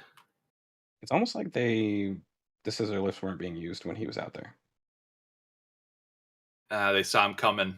Yeah. Whereas the plane, they're just like, oh, it's just another plane. Oh no, that was Mauricio. He's taking shots of our cool stuff again. They can't hide it in time. So Jax isn't with us. I don't know if there's anything new to discuss with 28 and 29. I'm trying to get a frontal image of them. But yeah, I mean, it looks like 29 only has its aft section that it's waiting to be stacked on, but other than that, it's nearly complete. So yeah, we have 25 through 29 that are at least near operational. So tons of ships, tons of boosters right now, and it's it seems like it almost seems to me like they're slowing down just a little bit, like trying not to. I mean, like, what are you going to do if you finish this ship other than keep it in here? You can't really start on the next one. So, yeah, it feels like they're having almost like a backlog now. I feel like if there was no damage to the launch mount, they probably aspirationally would like to be approaching the next launch by now. And so their rotation out of all this stuff would have been a lot better if that was the case. But well, you know what? I take that back because they were going to do all this work one way or another. So that's probably not necessarily true. Booster 7 helped them dig the hole faster. And it's like, pre-dug hole. Perfect. Okay, we get to figure out what's wrong and replace it all. Perfect. This image right here almost looks like it was taken after B10 rolled out because I think this is 9. That should be Booster 10. Is that 10? Yeah, that should be Booster 10 in the doorway. Yeah, that was 10 so waiting for its debut. So he did ground shots in the morning and then overflight later in the afternoon. So there is going to be some changes here, but if you look at the flyover shots, you can see the 2 SPMTs. Basically, that's just right at the doorway.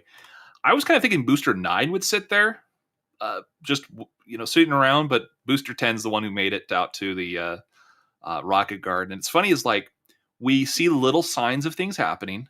I just saw water on the pads, and I'm like, oh my gosh, they're moving the booster over to the rocket garden. I just didn't know which one. There you go. You can see the SPMTs underneath. That looks so crazy. It's like rollerblades on a booster. That is incredible. Yeah, and on this note, we kind of mentioned it a little bit before, but with having to assemble this crane, and I'm guessing they probably want to get started on booster or keep moving on booster 11. They probably wanted to get 10 out of here and start with that. But the problem is that if you want to move 10 out, you can't really do it while this crane is being assembled because it kind of needs the space. So the belief is that they move 10 out so that they could finish this. And then once they get this crane done, then they'll be bringing I want to call them tower sections, but mega base sections up through here, and we'll start that assembly. Yeah, they're basically just corner sections, but that should be happening all this week. So by next week, we'll have the first pieces stacked on top of the new mega bay. That's how fast these things are going. So that's my prediction based off of the rate of change. So unless something happens like, oh, we've got a bad sensor on the crane, we can't lift this week until we get a new part from Liebherr. It's been air shipped overnight, so there's 3 days off. We should be good. It's a brand new crane, very little use. It's owned by SpaceX and Buckner because it has both those names written on it. This is the one from Roberts Road. It's crazy. We got the both cranes, the 1300 just to the right inside of the Mega Bay right now, the Mega Bay steel, and both cranes. They're all coming from Roberts Road. Makes me wonder, did we get the construction crews too and the contracts and everything else that was happening there? Because that would explain some things. Probably. Take a short break here. We are a little bit of a rush. We have Chris Lyons donating 5 memberships. Wow, thank you, Chris. That's huge. So we just got 10 memberships in the last 5 minutes, and I've got 2 more donations. LexNax donated 11 New Zealand dollars. Said back when we were over in Sanchez, those were Starbase stars. And James L. donated $10 just now. When do you think the next blast off will be? August? Yeah, I mean, that seems reasonable. It'll be easier to explain my thoughts on that, I guess, when we get to the launch site, because kind of got to point a few things out that'll make it a little bit more of an educated guess. But yeah, August sounds about right. Yeah, I mean, they're definitely moving fast. I would be surprised if it's probably within the next month and a half before they start testing Booster 9. Elon's guess was at the end of the month. Is that what he said? Next month, I mean? Yeah, something like that. Elon time is always interesting. Even SpaceX's timelines can be a little bit off. So I'd still give that maybe plus a few weeks. So maybe about 2 weeks from their current August date, plus maybe up to a month. Because that's the way these things tend to happen is you aim for a goal, you aim for it a little bit sooner, and then you get it about, a little bit after or a little bit after that. So it's going to be pretty tight. By the way, new ring yard, that's huge. And do you want to go through and talk about that one ring right here and bring up the, let's see if I can get the tweet here real quick. Okay, I'm going to make one more quick break here. We had 2 PayPal donations, one from Jim Cavett for $10. Thanks for another great week of photos. And from Crane Man, $50 for the next flight and snacks for Sunny. Oh, by the way, we do need to get some more Sunny shots, don't we? That's going to be huge. I think we should send out donations for Seymour Sunny. What do you think, Dave? something like that. And then I also just threw a tweet into Livecom's Zach from Chief at What About It that Felix tweeted yesterday. A new arrival on site. It's sort of interesting.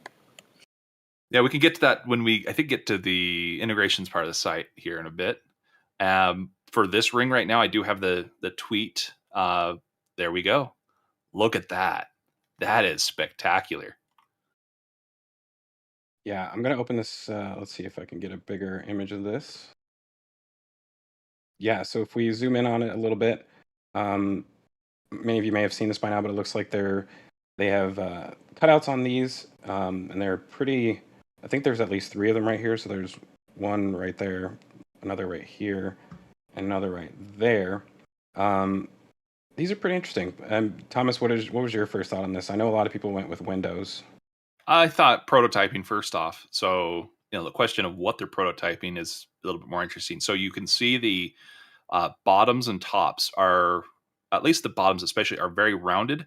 The top ones aren't quite nearly as rounded. There's something else kind of going there, but it is also rounded. And that's really important for structure. So think of airplanes. And Dave, if you want to talk about this a little bit more, be my guest. But airplane windows, they are curved windows because if you do squares, it creates stress points, and those can basically go through. There was I believe it was the Comet, was an air disaster directly related to square windows. So they're making these round edges. The same thing does kind of look like it's applying here. The spacing is almost about right for what you could have for stringers or some sort of structural members in between.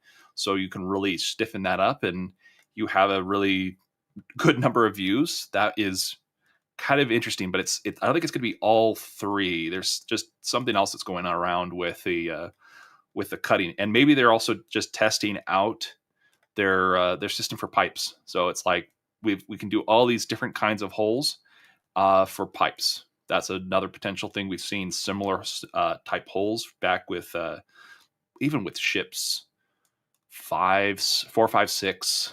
They had similar holes, but it wasn't nearly this many. It was just a single cutout for all the GSE lines and the autogenous pressurization lines and things like that. So, Thomas, just for reference, this pattern continues all the way around the ring, and it repeats 6 times. Oh, can we see the flyover picture again? The most zoomed in version of it, because So we can see a bit of that. Look where the little holes are knocked out between the missing holes. There's 6 sets of them. I see. I actually see a little bit more than. I'm sorry. I just see the 4 sets. I'm missing the other 2 sets on the right and the left hand side, but they should be there. That's really cool. So we've got another angle. I'm trying to find another angle. But yeah, that's really cool. I could see at least 1 hole on the right. So yeah, and 1 hole on the left. There's all 6. So there's at least 6 set of holes. There's a missing pair on the top one. That's weird. I but think at least he says the 1. I think it's just you can't. You see the ring stand behind it through the hole on the 1. So good point. Black, not white. But that is just incredible to see that they've got this ring out. That is this going to be for HLS? Is this for demonstrations of just their cutting system? First off, I think that's the first element. Is this to demonstrate their components and how they're testing the construction process?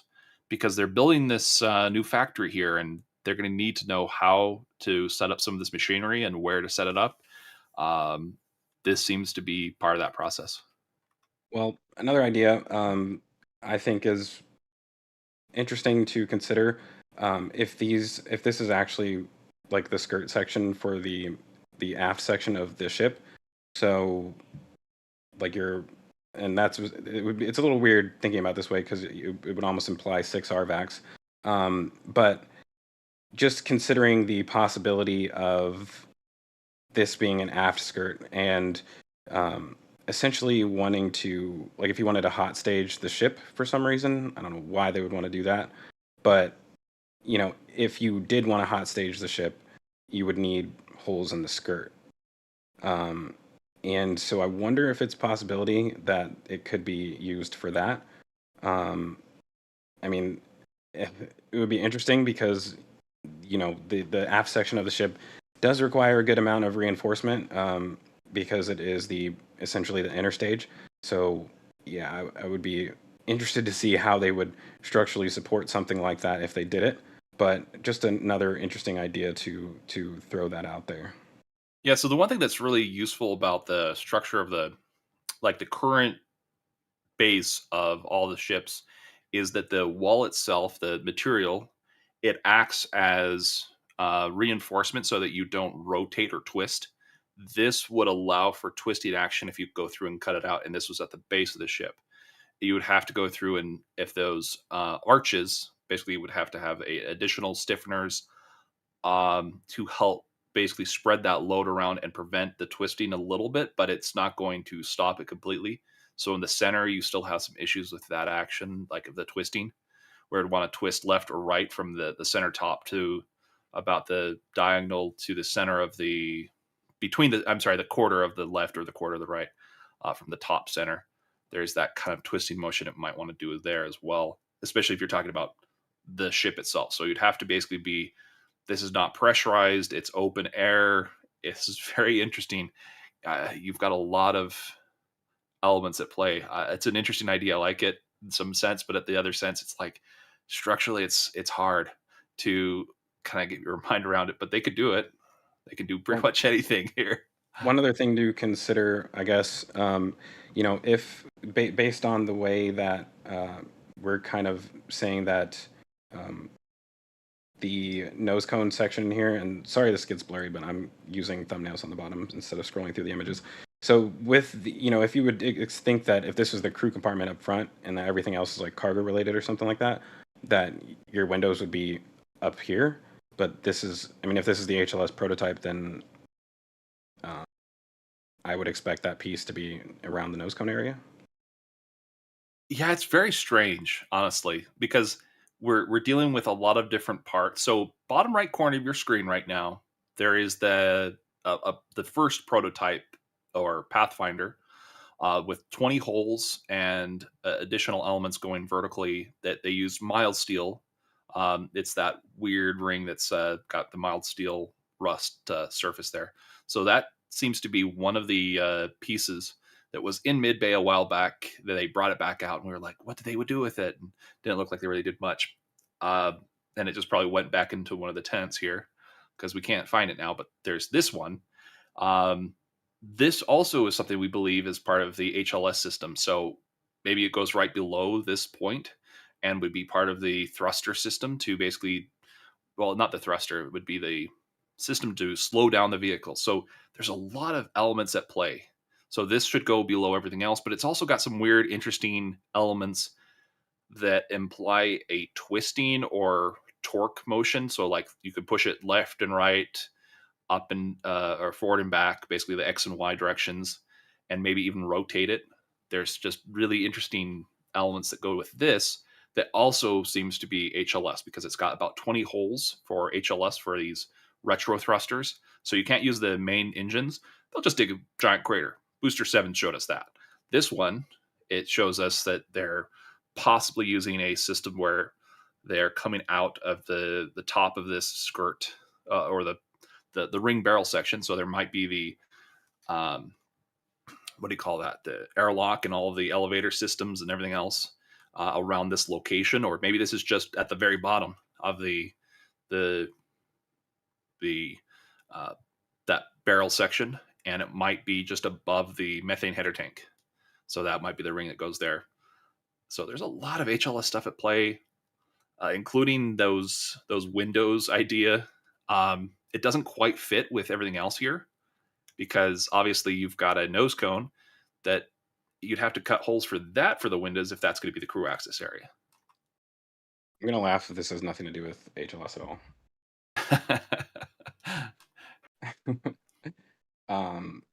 Yeah, still very, very interesting and a lot of development with that. I mean, it is, whether it's HLS, or something else, at least it's something else. You know what I mean? So yeah, it could very well also potentially be for cargo, but like HLS seems more likely.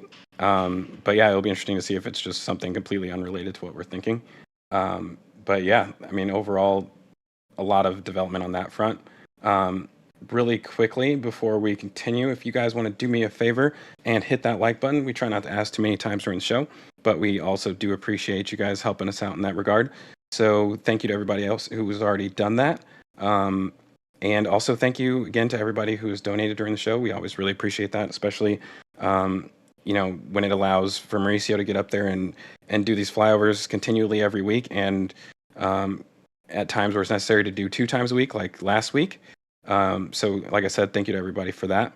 And I'm really just excited that it's,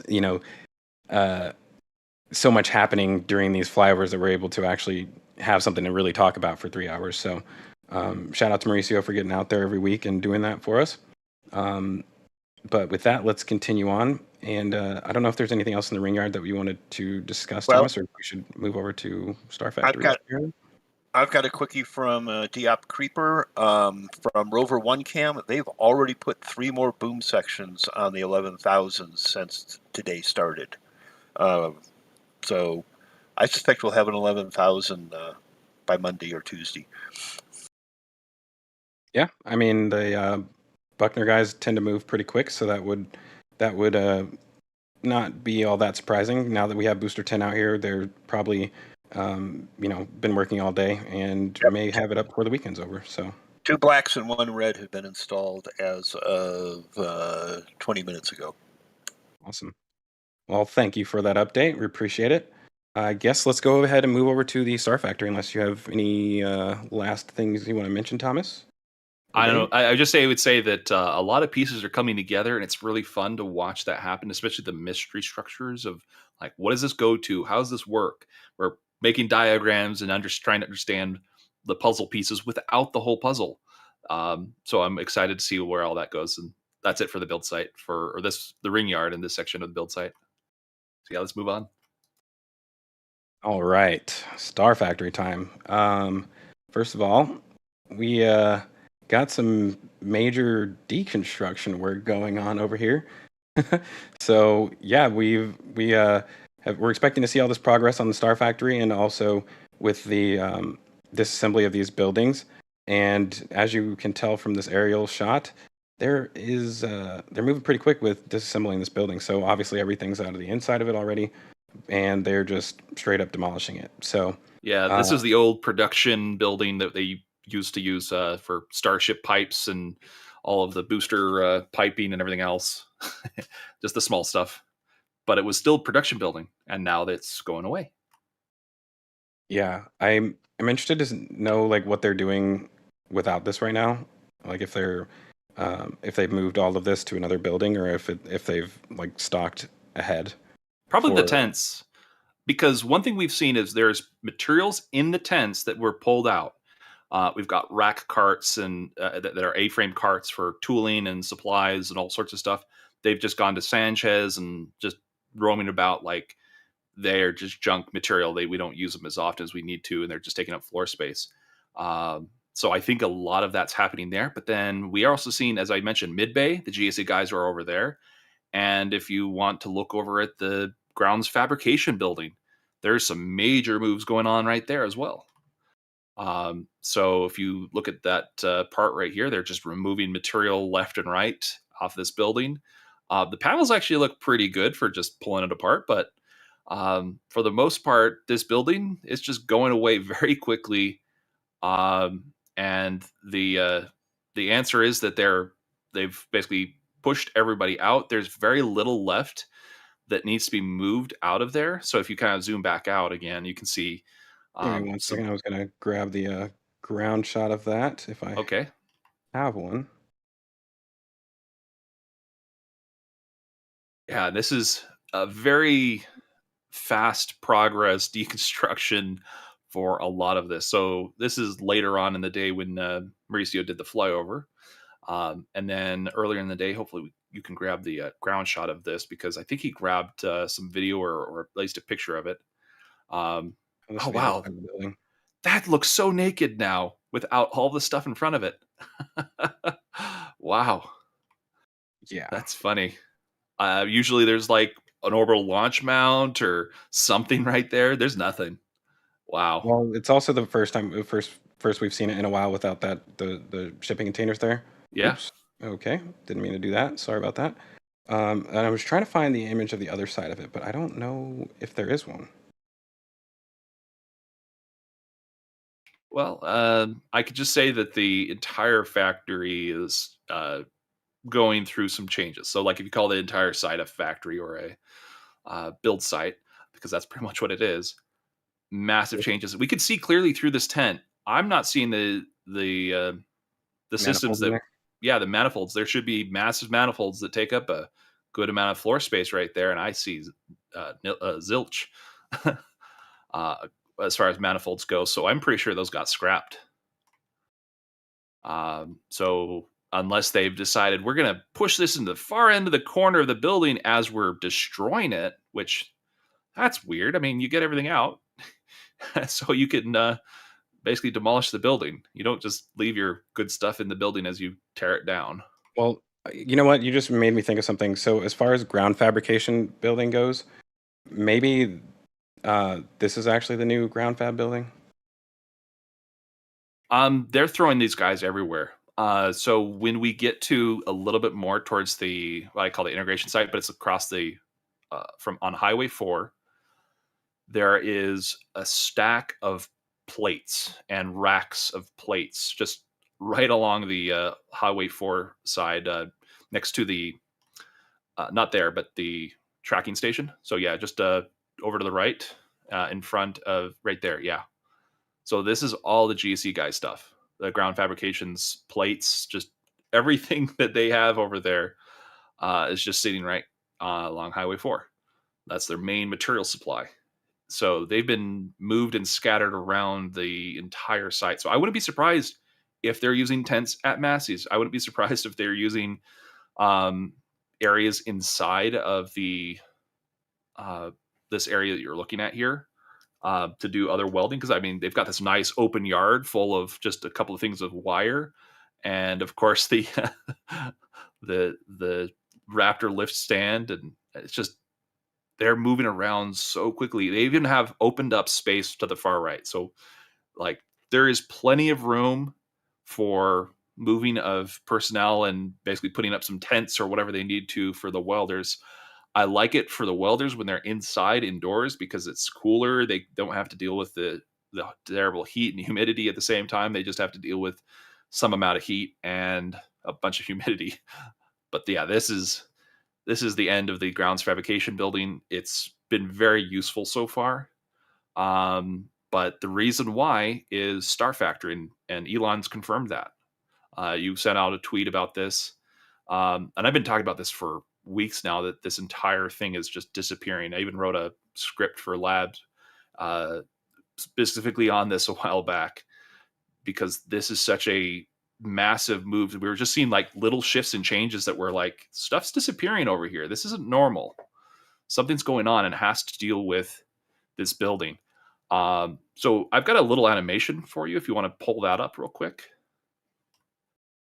One we yeah. So this is similar to the one you shared last week, but I've been pretty busy. This will be in our episode as well, but it has a lot more that goes on with that. So, it started up from the closer to the end on this one. That's kind of funny, but the size of this building, or what it potentially could be. Yeah, so there's the start, and this is how they are basically constructing it. Basically, this is already taking place on some of the concrete area where it's the buildings have been removed. That's getting close to that point here. So things are going to be very interesting. This is a 720,000 square foot building if they go through and take out the tents as well. But let's say if they don't do that, you're looking at 400,000 square foot building on the left, and they'll have an alleyway for a little while, and they'll just connect the two buildings together. And we're looking at the bottom right. I had an overlay for this at one point. Didn't include it on this because different systems and different videos. But the bottom right one is basically phase one with the backpack expansion. I called it phase 1.1, so it's just another part of the process. Phase 2 is that bottom left building that you could briefly see there with a highlight of yellow, and that's the one that's currently going through. And then you've got like phase, this is all actually phase 2, but this is 2.1, 2.2, 2.3, and then 3 and 3.1 and 3.4. Or, I'm sorry, 3.1, 3.2. Anyways, there's a lot going on here. So they're doing it in at least 3 main phases. And there's just a lot going on. It's really an in-depth process looking at it. And what's really fun about that GIF, I went to too much detail in it. So if you look at the scroll down version, like there's some parts where I just decided, oh yeah, I'm going to go ahead and create some roads for dirt and going into the pavement where they've driven and stuff like that. I spent way too much time on certain parts of it, not enough time on others. I need to probably blur the edges where it was going into the dirt and fixing all that, because it's just hard edges and it shouldn't be, at least on the left and the top side. But anyways, lots of fun. What was that? Nothing. I skipped over to the wrong image on accident. Sorry about that. Big news also on the press pit.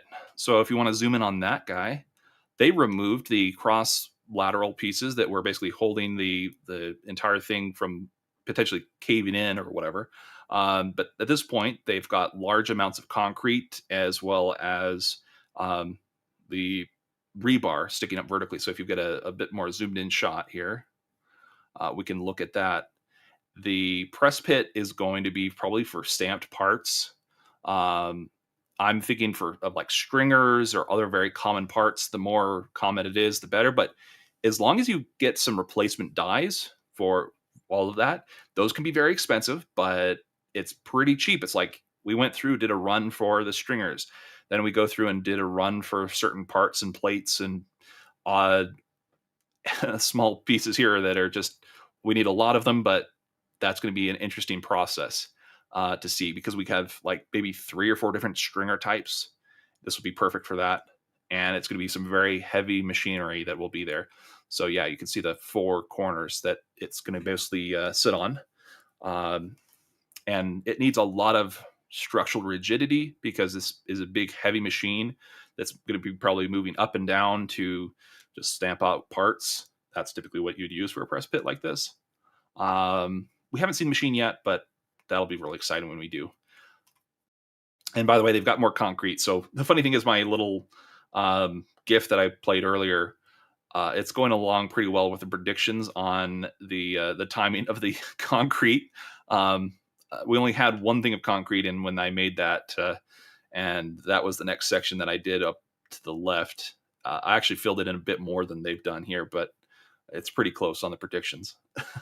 This is always a fun game of trying to predict what they're doing next and trying to stay like 1 step ahead of them, but they're always plans, years ahead of us, so we have to figure it out.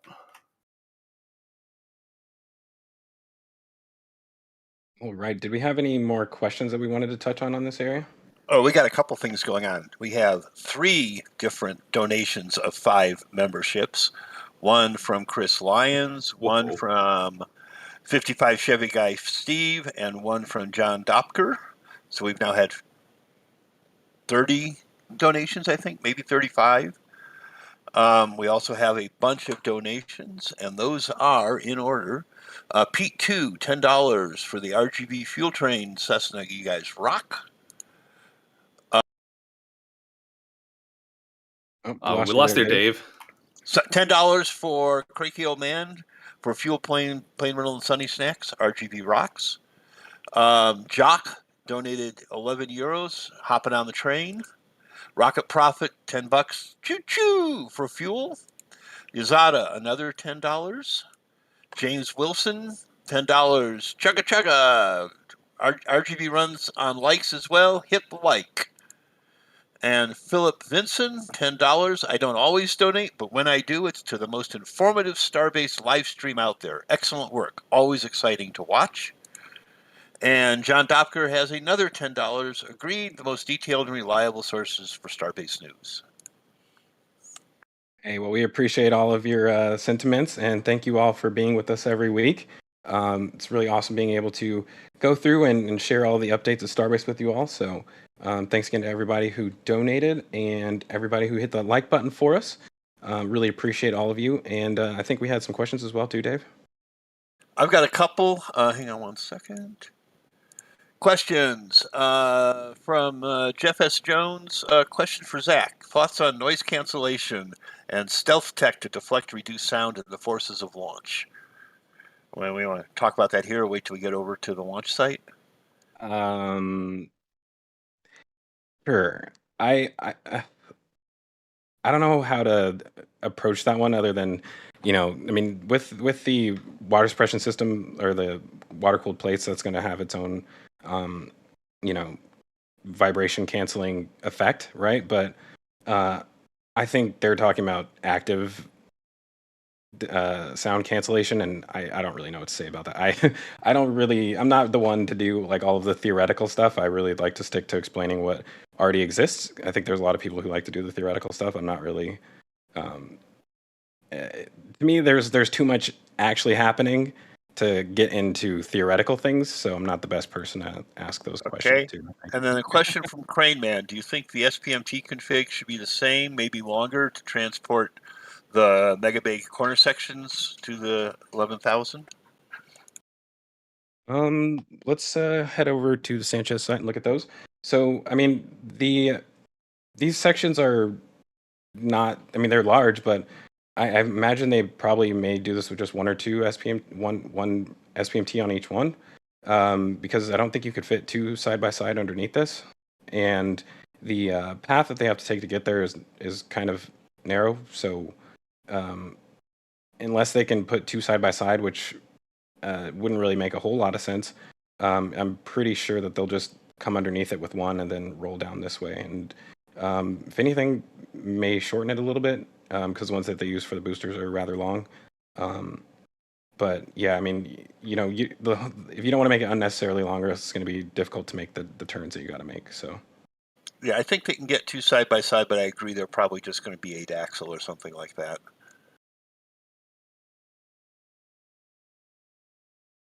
And that's it for questions for now. Okay, great.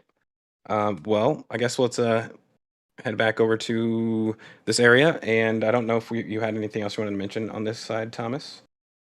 This is just going to be massive factory for massive numbers of starships, and this is going to be incredible. So one other point is to check out the video that we're releasing, because it has the animation I showed earlier, or shared earlier, that it basically goes through and has some other interesting information and kind of connects the dots for all of this. So be on lookout for that as it comes out here pretty soon.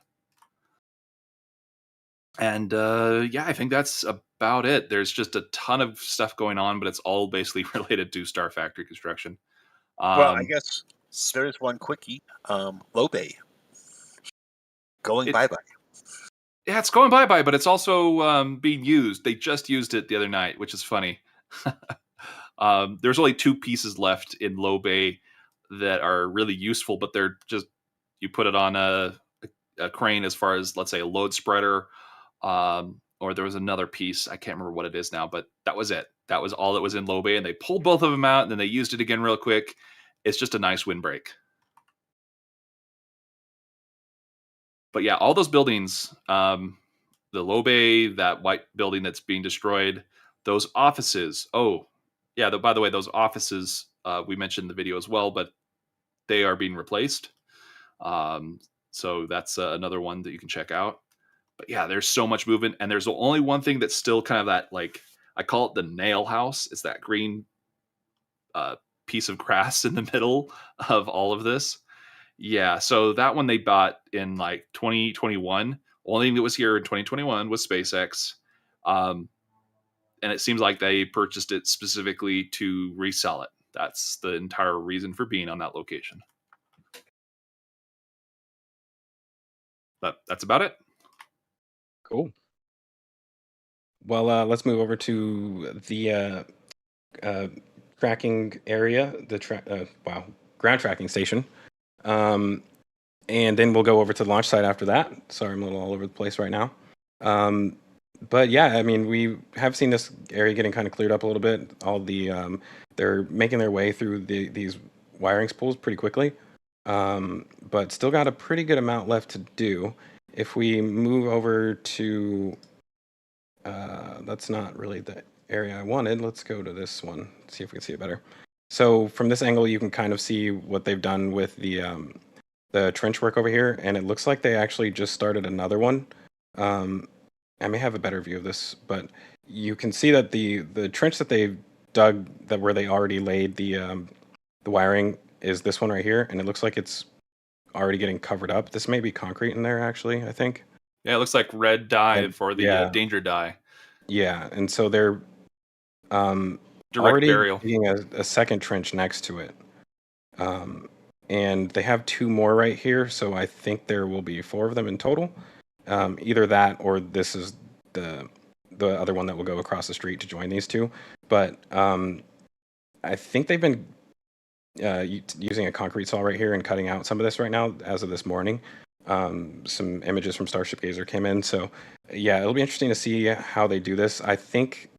I do believe there'll be 4 runs actually, so it's going to be quite a bit. I mean, they're in that case probably about a quarter of the way done.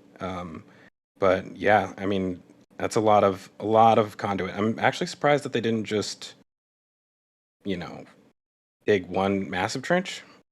Dave, do you have an idea of why they would not use one trench for multiple lines? Well, there's multiple lines in the trench, but I think they may be per phase. We sort of looked at one that they were all red wire. It may just be to keep the wires contained because they're direct burying them and not putting them in conduit. And then they put some conduit in the trench after the wire was already in it. They just laid in one conduit run down it, probably for future. So if they want to run a fiber line or run electrical or something else. Yeah, I'd say electrical. I mean, it's like a 5-inch conduit. It seems to be their standard size there. Yeah, it's NSF's cam position. The driveway is completely cut through. Can you see all the way up to labs cam on this I'm photo, or is it end actually right there? Going to another image to see if I can see it a little bit better, like a long distance one. Let's see. Yeah, there's a good one from the launch site view. It's a portrait mode version, and that one had a pretty good zoom of it. A little far away to see it properly on this one. Yeah, be at the far right of this location if you could even go further, but I think that's about it for lab spot. Oh, oops, sorry, skipped to the next image on accident there. Yeah, I didn't see it either when you moved over. Far away, yeah. But on this note, we've also seen the trench reach the launch site. So down here on the bottom left, you can see that they have reached the launch site, but they haven't actually laid down any of the wiring yet. But guessing that'll be done within the next few days. But yeah, I mean, they're moving super fast on this. And as we've mentioned, the generators were moved away from the orbital side. So it's looking like they expect this to be done before the next before they're ready to start testing Booster 9 again. Yeah, the power thing has been always really slow, but this part is actually the fastest as far as cable lane I've seen in a while. Because I mean, it's pretty much virgin soil territory here. There's not a lot of other utilities or other things running along the highway for the area right here, which is basically the what is that? The easement, or what is it called? It's the term to describe that. That's the easement or shoulder. Yeah, right of way. Yeah, the right of way. That's the term I was looking for. Sorry, but yeah. Anyways, the right of way here, they pretty much, the county is allowed to access that, and this is part of what SpaceX has requested and is doing. So they're acting as part of a utility for themselves from the Sanchez site all the way through here and into the village. And so they're powering up pretty much everything off of mains power. But they do have a nice solar farm here. That's one we talked about. They also have megapacks here already. So if you want to zoom in at the bottom in there, you can see already they've got some megapacks. These are the older version of megapacks, but this is something they've had for quite a while. And that's a really nice source of backup power. So it helps smooth out the power issue. So the solar panels and these battery systems have saved SpaceX's keister on a number of times. So the power grid around here is really finicky. There's not a lot of good power coming in. That's why they've had to get the Magic Valley Co-op to come in and help provide power for them. And then this was basically their solution to welding issues. Because if your voltages are going up and down because the power grid around here has just got overtaxed and everything else, these megapacks help. Additional megapacks will also help with that as well. So good smooth current produces better results for machining, for your welding especially. So we're going to see basically the better products because of all of the power coming in.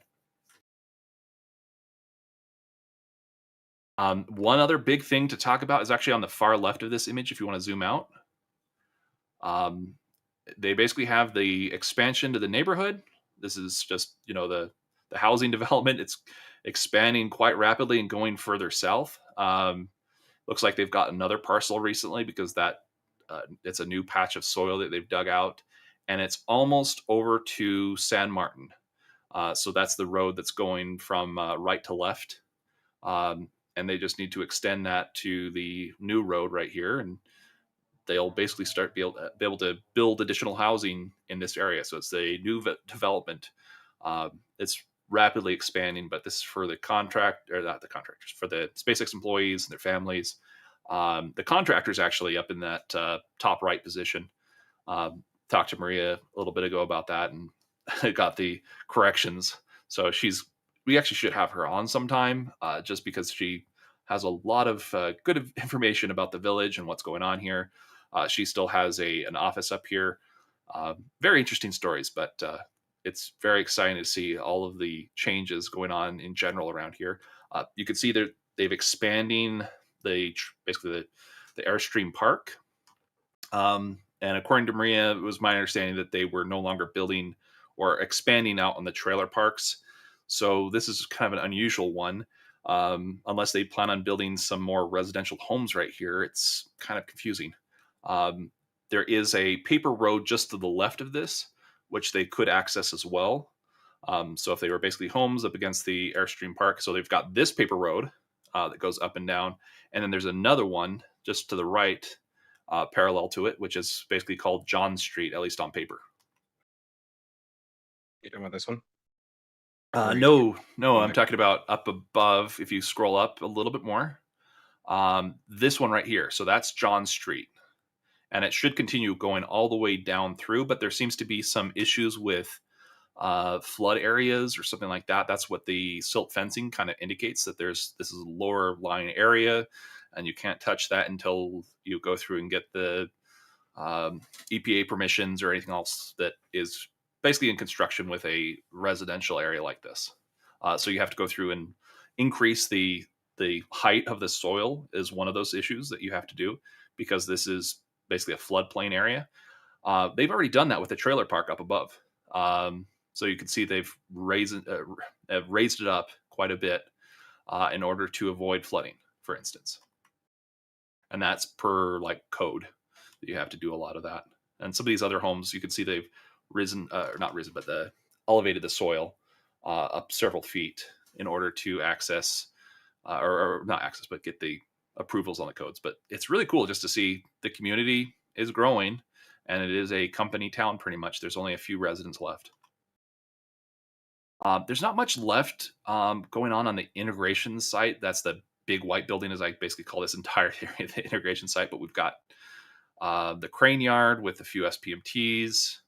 Not much else, but there is that picture that we should go through and show if we can, that Dave posted earlier from What About It, because we've got some new stuff going on there. Yeah, that's neat. So do you recognize what's going on there, everybody else? Yeah, looks like we got another lifting jig for the starships, which makes sense. So they have one of these in the high bay right now, but obviously you're also going to need one for the launch site. There was really only one. I mean, there's only, I feel like they're only really going to need 2 overall because there's only 1 bridge crane in the high bay, so it's not like they can do 2 at a time. So yeah, one for the launch site and 1 for the build site. So I would say, I mean, these take a little bit of time to actually machine and whatnot, like because they do a lot of the work on site when they're the final assembly. So I mean, I think the last one took like 1 or 2 months to do. So I mean, they'll still be way ahead of schedule because it's going to be a while before ship 29 is actually at the launch site. But with that said, I guess they could always cover up the lifting positions on 28 and use it earlier with that. And I guess, wait, sorry, they could also do it with 25 if they ever need to, if they finish it in time. That would allow them to get ahead of schedule on 25. But I guess we'll see how fast they end up doing that. Yeah, I just like it looks so shiny and new. For now.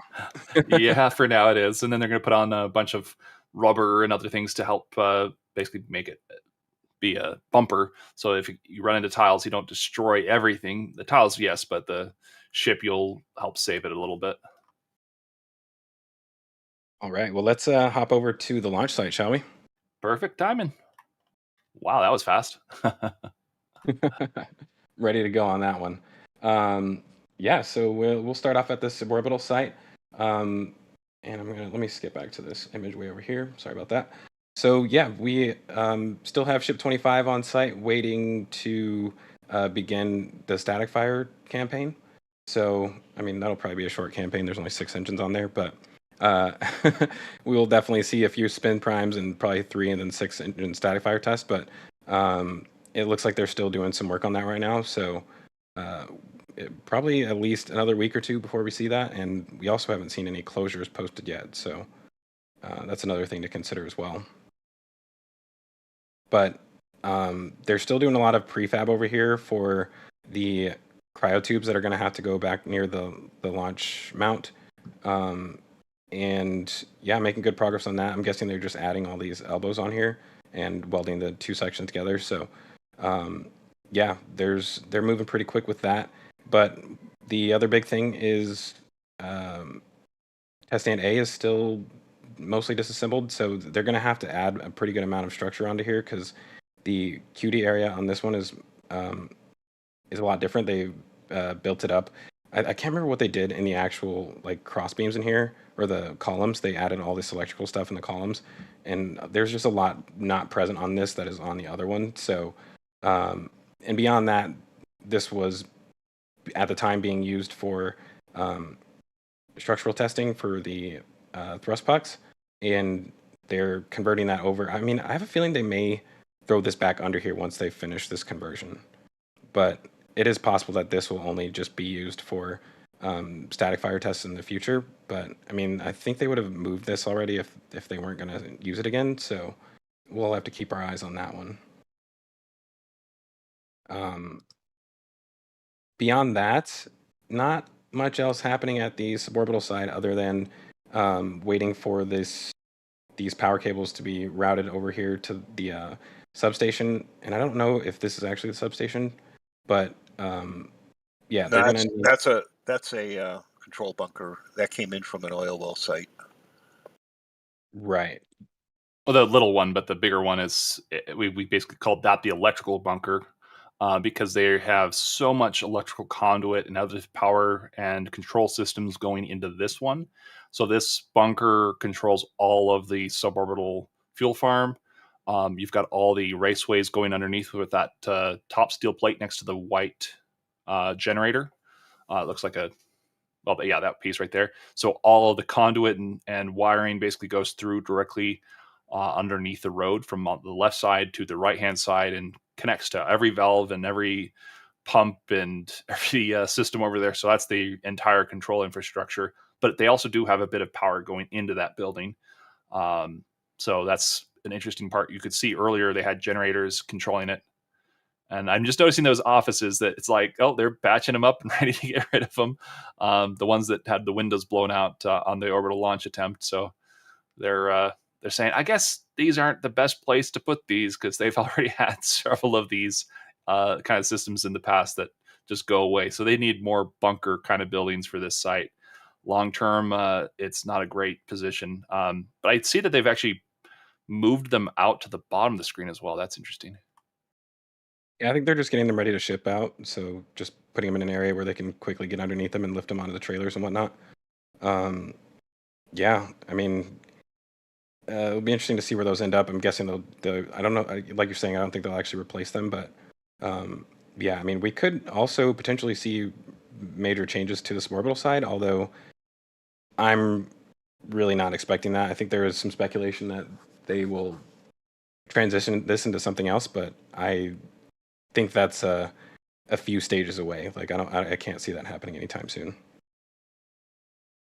But on that note, there's not much else happening on the suborbital side. Let's move over to the tank farm because that's where a lot of the fun is happening near right now, as well as the launch site or the orbital pad. Got new elevator parts on the left that you were just showing there. So that's pretty good. They were the move to this one. Okay. Oh, perfect. You can see it on the right-hand side now, just next to Hoppy is the new elevator parts. So these should be the segments going vertical. They're laying down horizontally on top of each other. You can even see one of them have the I think Dave called it the pinion part, but basically it's like a corkscrew. It allows it's a rack gear. Okay. So think of a gear laid out flat. Yeah, and that's one of the pieces. That's the piece that's on the rightmost on the left pieces, right? That one right there. This one? Yeah, that one right there. That's it. You can see that's where the track goes up, and you can basically move the elevator. And we did get a nicer, large version of the elevator. It was the same. It was like McDonough. I can't remember how to pronounce it, but it was the same type of elevator that they had in there. I'm just wondering if this is going to be a SpaceX owned and maintained elevator. If the last one was the contractor who installed it, then they bought it from the contractor, or what exactly happened. But at one point, maintenance was not either properly performed because the counterweight gave way, and that's not supposed to happen. So they're going to have to tighten up those schedules, especially on all of their elevators. Because if it happens here, it could happen at the build site or anywhere else where you do have a lot more workers involved near those systems. Yeah, I think the new elevator may already be in the bottom of the building right now, because I haven't seen it laying out here. Yeah, it should be this big red box. I don't see it here anywhere, and we saw it coming on basically a trailer the other day. So yeah, you're probably right. They may have just moved underneath and got it ready to start stacking those segments in. Yeah, and over here near the what we're expecting could potentially be where they store liquid nitrogen in the future. I mean, I suppose it could also be LOX. It's a large enough area if they do put them in similar sized tanks, but I guess more on that later. But yeah, we've gotten all of these CFA piles, so continuous flight auger piles, which are different than the ones that they're doing underneath the launch mount. But yeah, you can see that on the one on this row over here that they've got them in here. I think they're actually staggered, or if I can't tell if there's just a single row. I see a few down here, but the layout of them is a little weird. But they've been flying through these, so you can see that they are starting their rebar cages for the next set. And yeah, these are very large rebar cages for what they're doing here. I mean, it's not like it's a tall structure. Those are about 1.5, 2 feet wide as far as the diameter of those. Not very thick, but they're tall. Yeah, super tall. And so, I mean, they're spacing them pretty close together as well too. But yeah, they haven't done this side yet, as far as we can tell. So I'm assuming that will probably happen over the coming week. And I believe they did all of this in about a week. So it should be rather quick when they finish these. I think I don't want to call it the drilling rig, but I guess it is the drilling rig. Moved over to the orbital pad a little bit. So it's actually down here near the water tanks. This is the same one that was drilling the holes on the other side. So they've put even more piles down here. I think there's 2 sets of 10. So that's pretty interesting. There's kind of wondering what's going to happen with that, because yeah, I mean it's weird to have those there. Like, we haven't seen anything large that may go here other than potentially those manifolds, but we're not even sure if those manifolds even exist anymore. So yeah, it'll be interesting to see what happens here.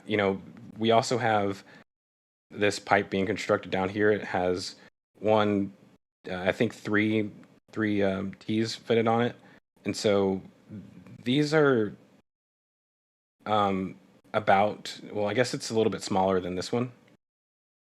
And what I'm wondering is if they may actually end up putting a second group of tanks here.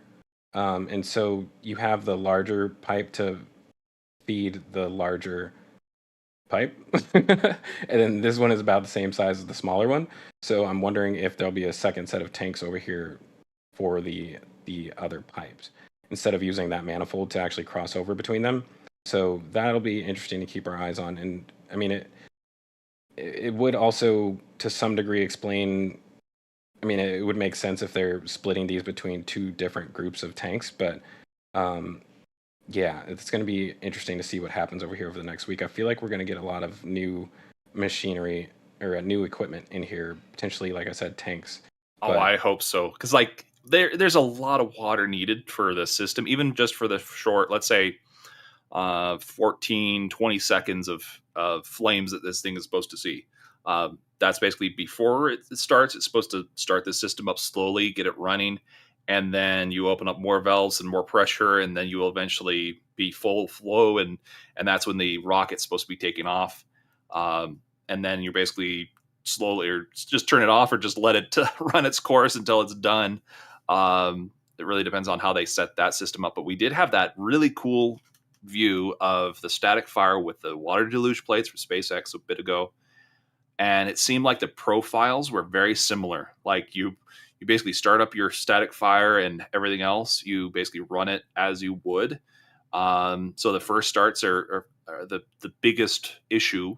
So you need the most amount of water, and then you can decrease it from there by a bit. And that's kind of what you do a little bit with the pressure side, because you're decreasing the pressure as you're removing it, as the volume basically is pushing the water out of the way. But in the end result, you do get this really cool. Are you bringing up the video or? No, I'm going for the ground images. Sorry if you're seeing that. Okay. Yeah. I was just wondering. I was like, wait, what? But yeah, so there's also another cool part is that the system itself, we've got the two pipes on the left. There are two different sizes. But what if we're looking at the system itself being a little bit different than what we were expecting?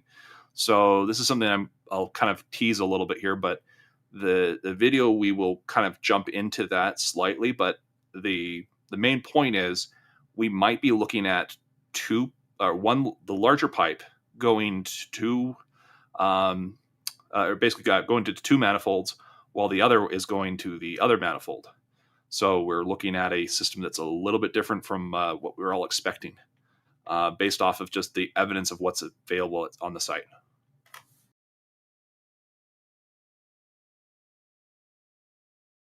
So yeah, major potential changes from how we expected things to be working. It's going to be really crazy. Yeah, excited to see that. And looking over, I'm going to go back to a different image really quick. So looking at the area over here, we can see that they have a massive amount of rebar laying down here. So there's a bunch of sheet piling that is going to need to be, what's the right word? You hammered down into the ground, like once they finish up with the work near the launch, like the phase one of what they're doing on the launch mount. But these are more than likely, I have a feeling, going to outline the actual base of the launch mount. So instead of using like regular like wood formwork, they would actually use these as the formwork for the edges. And then all of your rebar would go on the inside of that. But yeah, this is a massive amount of rebar, and they're still, we've seen deliveries over the last, or at least this morning, and a bunch yesterday as well too, after this image was taken. So they're accumulating a lot of rebar, and there's even more over here, so they can do all of the the piles on this side as well too. So yeah, tons more work to do, even though they've already done a lot so far. But we'll touch on this again here in a second, because there's just a few more things about the tank farm that I wanted to point out. And that is, we have this new wall being assembled over here. So this is interesting. I mean, they haven't even removed, this is basically the area where they used to offload methane into the tanks. And so that's clearly not going to happen anymore. But weird little wall they got going on here. I'm not sure if they're about to tear the other one down.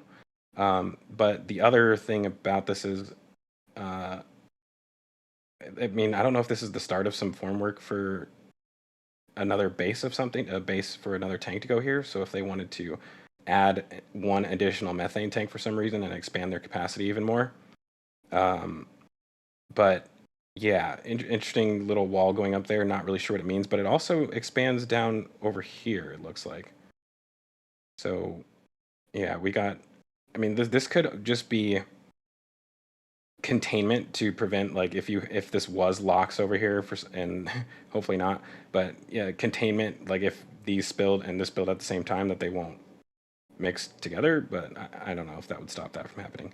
But either way, definitely got some wall action going on over here, but not really sure what the purpose of this for, other than to separate the two areas. Well, the first purpose is to make it very difficult to fill in the offload points, because the guys would have to basically go over the wall, get across, run some lines that are not long enough. Yeah, so those have got to be moved. That's awesome.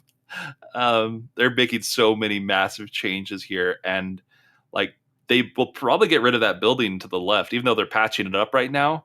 It's like they got to have a fill station for all of this. How are they going to set it up?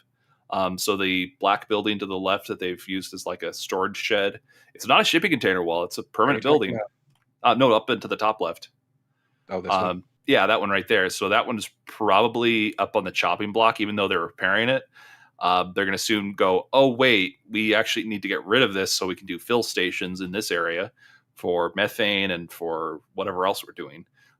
Like they could do some of it up at the top, but it basically has to go down this way.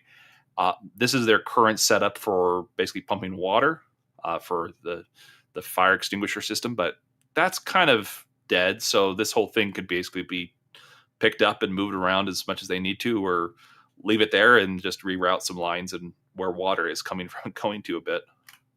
I'm not sure about that. I mean, I think that they've planned to expand this tank farm before the launch. Like, this isn't a reaction. This was already pre-planned. So I don't know. I mean, it is possible they do like construct things just to take them apart a little bit later, but I don't know. I feel like they've already planned around whatever's going to be here, and all the way down to where the fill stations are going to be at. So even though it's hard to envision right now where the fill station are, I feel like it'll make a lot more sense here in a few weeks once they actually get these tanks in here. The big question is where they put the methane fill station. So like you can currently use the ones up above at the current vertical tanks, those fill stations. That makes sense. Like it does go longer further down this way, but that's not a huge problem. The biggest problem is where are you filling the methane? Where the methane fill station ports. And that's kind of where I think that black building on the left, even though they're patching it up right now, I think those are kind of temporary and the whole thing's going away. Like nothing's permanent. Nothing's like no building here is the the building that they have to keep, except for the integration tower and the launch table. Everything else is pretty much a building that is for use. And then if that use is no longer necessary or something else is going to be better utilized for that spot, they'll get rid of it. Yeah, and speaking of buildings that they are getting or repairing, we did forget to mention the one over here. So this building right here, it looks like they've started swapping out the roof panels. So they're in the process of repairing this one. I think I have a frontal view of it that probably shows a little better. This one will probably do it. Yeah, so they've already replaced the front wall, and they're about a quarter of the way done with the roof. So good progress on that, and at least this building looks like it's going to stay. But I don't know. As far as the other one, I feel like if they're repairing it, then it's probably going to stay. If they were planning to move it, they would just do that, right? Well, sometimes plans change and your setup you think will work one way, and then you look at it from the actual real world perspective, and the real world kicks you, and you have to change your plans. They basically are very much fly on the seat of their pants kind of people. That they will be very iterative to their approach on things. So it's like, in order to make sure we get faster filling going on, this building would probably needs to go away. Not this one, but the other one, similar to this. But it's just a basically tool shed, glorified tool shed with lots of equipment and things inside, things that are useful. You might just have to move that around. The one thing that I still am interested about is like, what happened to the bathrooms?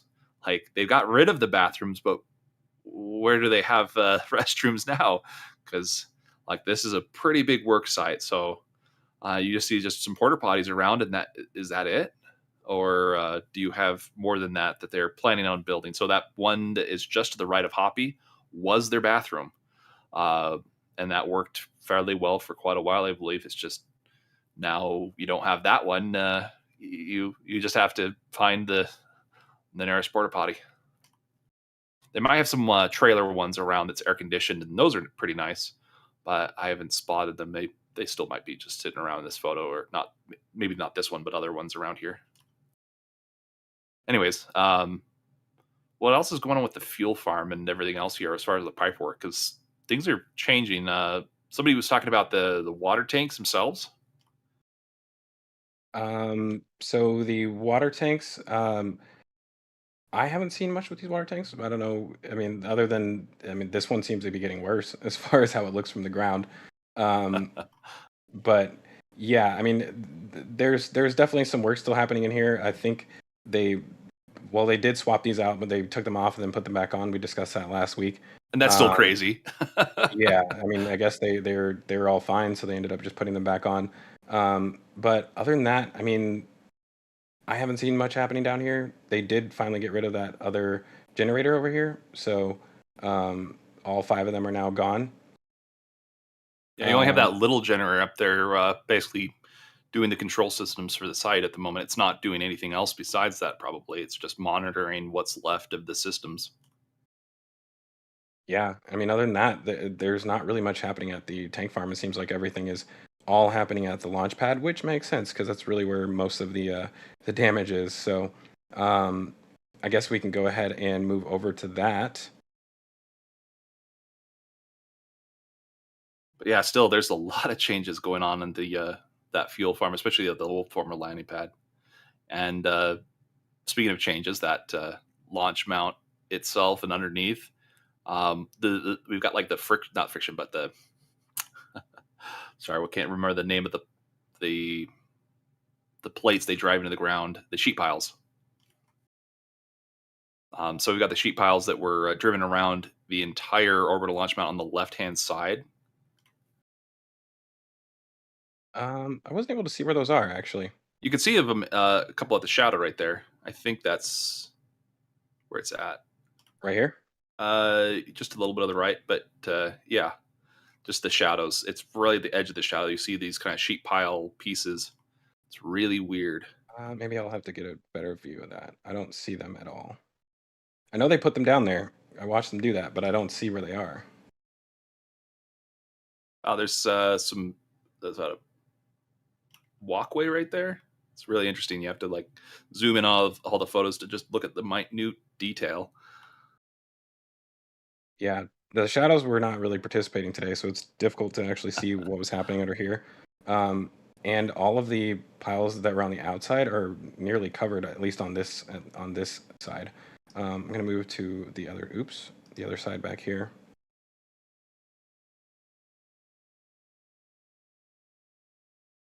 Yeah, I don't know. I was looking for those sheet piles and I don't see them. But as far as the caissons go, they look like they've finished up on the outer ones. So I think they were doing one more on the outside today or yesterday. Sorry, but one of the actual drilling rigs left already. So it looks like they're done with most of them. There's only one actual rebar cage left, and I think this was already lifted as of either this morning or last night. So yeah, it looks like they're approaching being done with that part of the job. But the next part is also a big part, which is the actual pile cap, the base of this.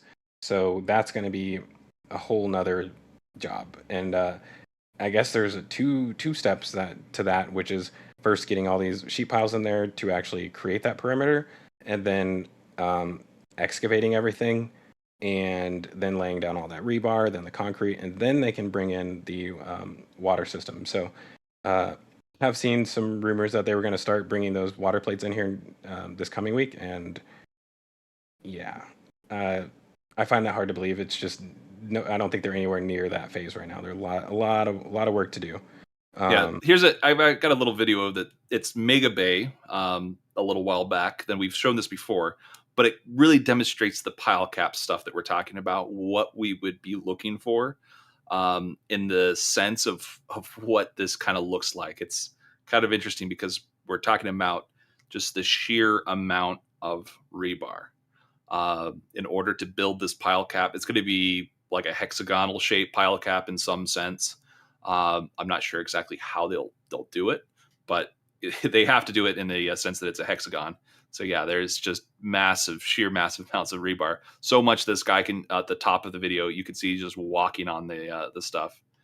But yeah, that's Mega Bay a few months back or weeks back. Basically, it's incredible, like how fast these guys go when they finally just start going at it with rebar. They just have to stick it all together and bind it together so it doesn't move too much.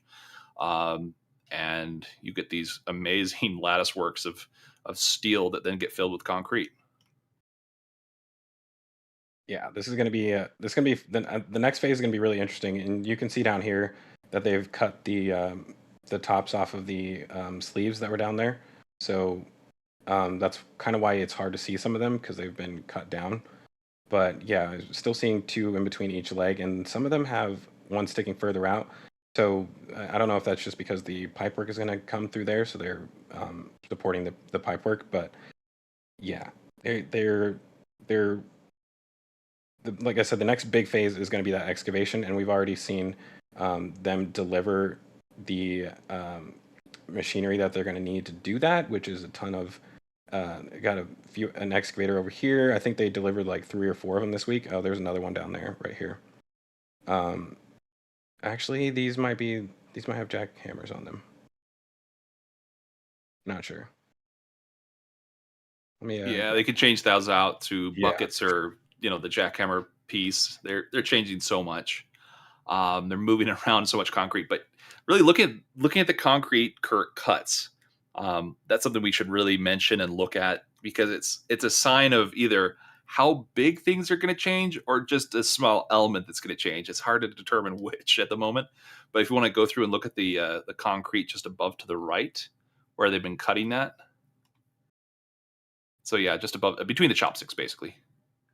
So these cuts they're going through, and they were actively cutting it on Mauricio's flyover. So next week we will have the answer of how much concrete are they cutting out. Is this going to be for the orbital launch mount, or is this going to be well, actually that's a different view. It's okay, so this is just the water moving this soil, I think, unless they've excavated it already.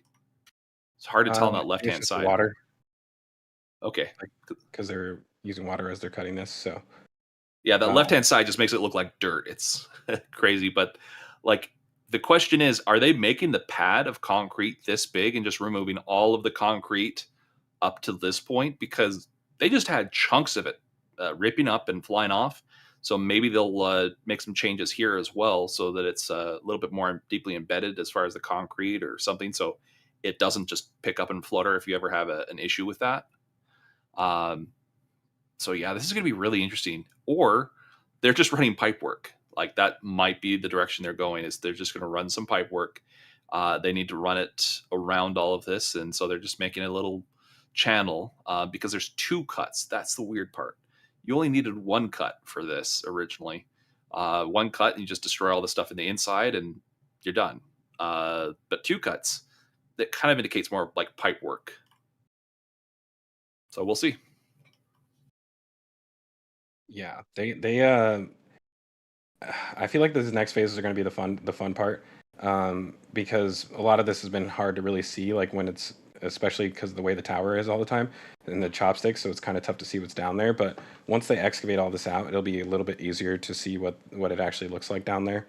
And we need to do a morning flyover. I think that's a request we'll have to make of Mauricio if we can, just so we can get underneath that orbital launch mount, because this is kind of a little bit afternoon, where the sun's beating down from the other direction. So if you can get the sun underneath the orbital launch mount, especially next week when they go through and start putting some rebar together, that's going to be interesting.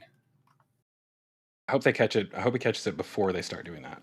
And I think he will, because they'll have to do all the excavation work first. So it's going to be quick, though. Like, they've got a lot of manpower on this particular project. It's the thing that's slowing everything else down, I think. Yeah, I mean, putting all the sheet piling in is going to take a while because they only have one of the fibro hammers or whatever. So that part will take a little bit. I think that'll take longer than the actual excavation work, but we're going to find that out really quick here soon. I think the sheet piles must just be for some soil stabilization, because they're burying them. You normally don't bury sheet piles like that unless you're going to leave them there for long term, which you can do. Yeah, I really wish I could see where they're at. I've been like searching, trying to find it, but I just don't see them. That's really weird. I saw the shadow of what I thought was one, but I have to retract that comment until I can actually find like some zigzagged edges. But it's all been reburied. Zach, look at the end of the two pipes that come from the tanks to the OLIT area. There's a vault there. I think there's some sheet pile around the edge of that vault, right there where that tent is by the pickup truck, inside the orange barriers. I think there might be some sheet piles around that hole. Not seeing them. Oh, I see. It's kind of a U shape, upside down U shape right there where your mouse is at. Yeah, like the black edge there inside the hole. Inside the hole. Actually, the walls of the hole. Oh, that's not what I was expecting. Because I don't think that's a vault. I think that was just an open hole that they ran the end of the pipes into, and they just sheet piled around them to protect them and maybe build a vault. Tough to tell. I don't really see it down there. Well, while I'm here, I have two more donations from PayPal. Wes Redding with $10, loving the show as always. And Jeffrey Leclerc for $50. Money alone can never express how grateful I am that you people exist and do what you do. We all vote with our dollars, so here's some for you. Thank you so much, Jeffrey. That's huge. That helps out in making everything here happen. Thank you so much. And everybody else who's donated and supported us today. I'm just always just my jaw just drops every time. Oh, they're pumping concrete as Mauricio took the flyover here. So you can see they've got the concrete truck stuff to the top right, and then they're basically doing that direct fill augering, not fill. Continuous flight augering. So they basically pour concrete in, and then they will come over with a crane and drop the rebar in where concrete is still wet, and that's just always crazy to me, but it makes sense. Well, I will say one thing: it is fast. Yeah. Basically, the crane is the part of the concrete system, or the auger, not crane. Actually, I don't see where the crane is at for this particular part. If it's the white one right there. That one right there. Yeah, that's okay. The one that picks up the cages. He's got a cage on his hook, actually. Oh, geez. Yeah, there it is. And it's got a little bit of something dragging behind. I'm not sure what that is. I think that's just water. They dragged it across with a forklift or something to get it to the crane.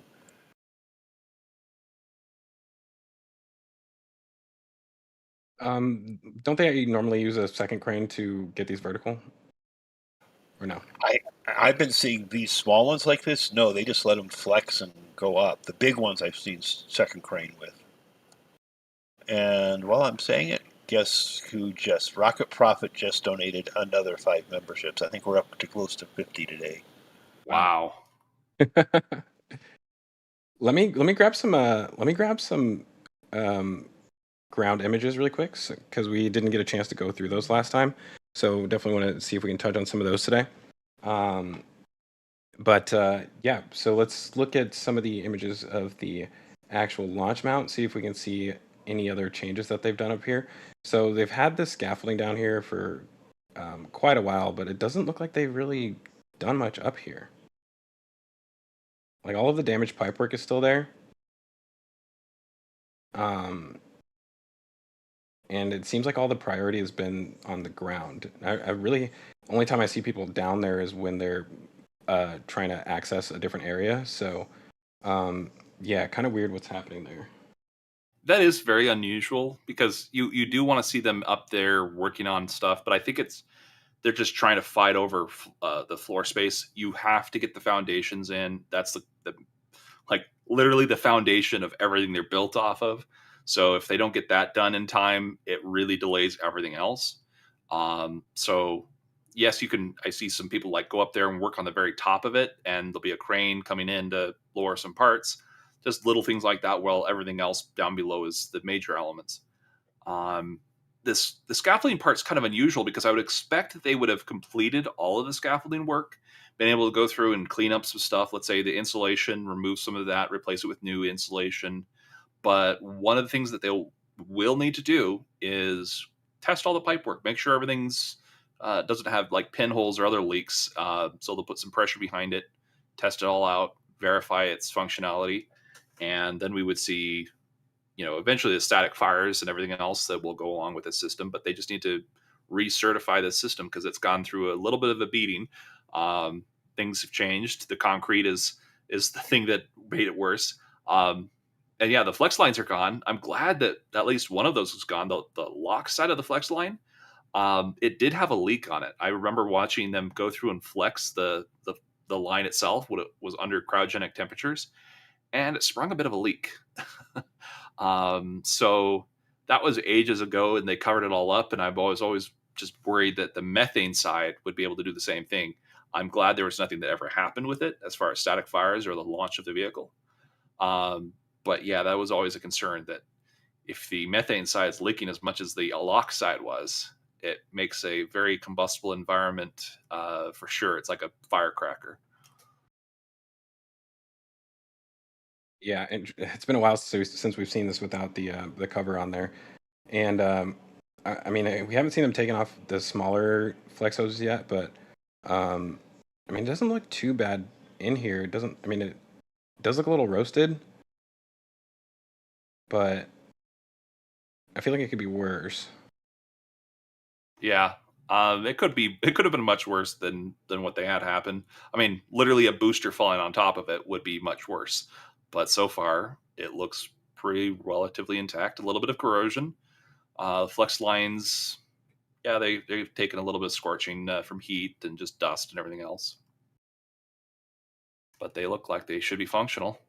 So they may or may not replace those to new ones. Long-term goal, of course, is to be able to reuse the full system within an hour. So they're going to have to design around those changes. It's going to be a slow design iterative process. You might see them change out certain components and systems in order to make that happen. But eventually you'll see the ability to at least do 1 hour turnaround times, even if they never do it.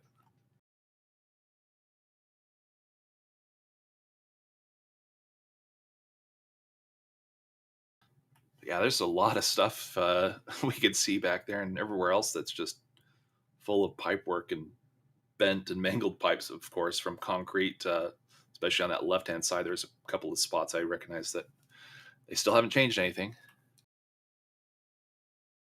I wish these pictures would load a little bit smoother, but I'm gonna have to work on that again next week. Still trying to get everything working the way I want it to on here. But let's see. I don't know if there's anything else that we needed to cover on the ground. Just those panels. It's an old subject, but it's still a funny one. If you go to the panels of the integration tower, so just a couple of pictures forward, I think, right there, you could see that they replaced the panels again, but they're out of order.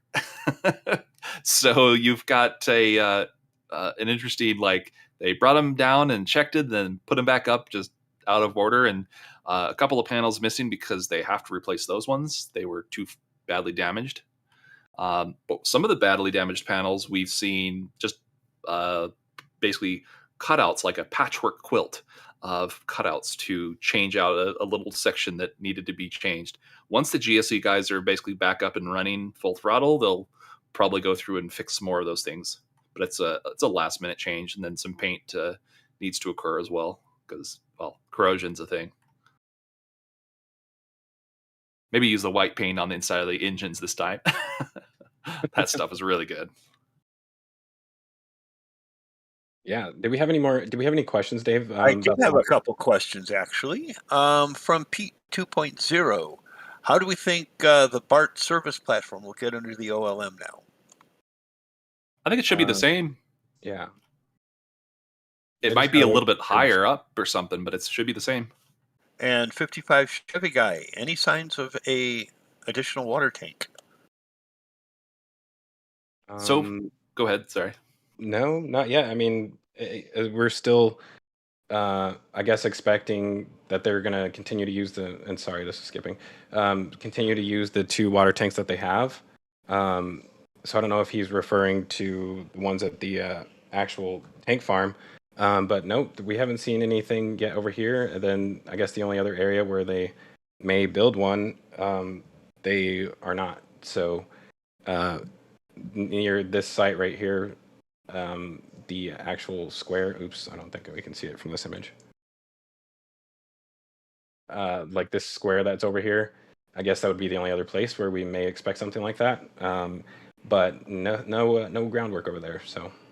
Fingers crossed that they will still do that. It'll take them several months to do it, but it would be worth it long term for a site like this. They don't have enough water. So they would have to truck it all in, but this would be great for multiple launches closer together. It's a long-term product of the project, I would expect, because the last thing you want to do is wait on water trucks to do your launch. That's like not a thing that you should have happen. Okay, and then we got PN What gave us $10. Better late than never. Thanks for the show. And let's see. Forge Gamer. Now that 25 will fly, should we be expecting a paint job on it like they did for 24 with logos and edge paint around the heat tiles and things like that? Oh, I wish. That'd be really cool to see again. I was expecting them to go through and actually touch up 24 because they had some time. They were just kind of waiting, and it was sitting there, but they never did the touch up on the paint. And 25 could be the one that makes it to orbit. It would be really cool to have 25 labeled as ship 25. So anybody put anything on the newspaper, it's like they show 24 on it or something silly. It's like, nope, that's not going to work. So you have 25 showing on the image of this is the vehicle that made it. That's going to be huge. Like there's a good chance, according to Elon and SpaceX, that the next one will. It was a lot of problems with the booster as far as those engines. And they've got basically the replacement Booster 9 with better engines, better shielding, and better control systems for their thrust vector controls. So that shouldn't be an issue. There's a lot of things that got fixed. That even before it was an issue, it was fixed on Booster 9 because it was built before even Booster 7 flew. But yeah, I'm excited about that. And we just had another membership gifted by Chrome Kiwi. Wow. Thank you, Chrome. All right. Well, yeah, I mean, I don't know if we have anything else we want to touch on here. I'm really excited about this development over the next few weeks. This has probably been obviously the biggest thing that everybody cares about lately. And I mean, I think the promising thing is that it's been moving very quickly, even though, even I thought it was probably going to go a little slower than this. So, I'm really excited with the progress. Yeah, one of the things we didn't really touch on is those interesting stair-looking parts. I call them stairs if you scroll down a little bit, because they look like they have landings on them on two sides. And that's actually a perfect view if you could scroll down a bit more. That one was also, they're all really good ones. You can see that it's about 40 feet in length. That's about the length of the shipping container. It's the exact length, actually.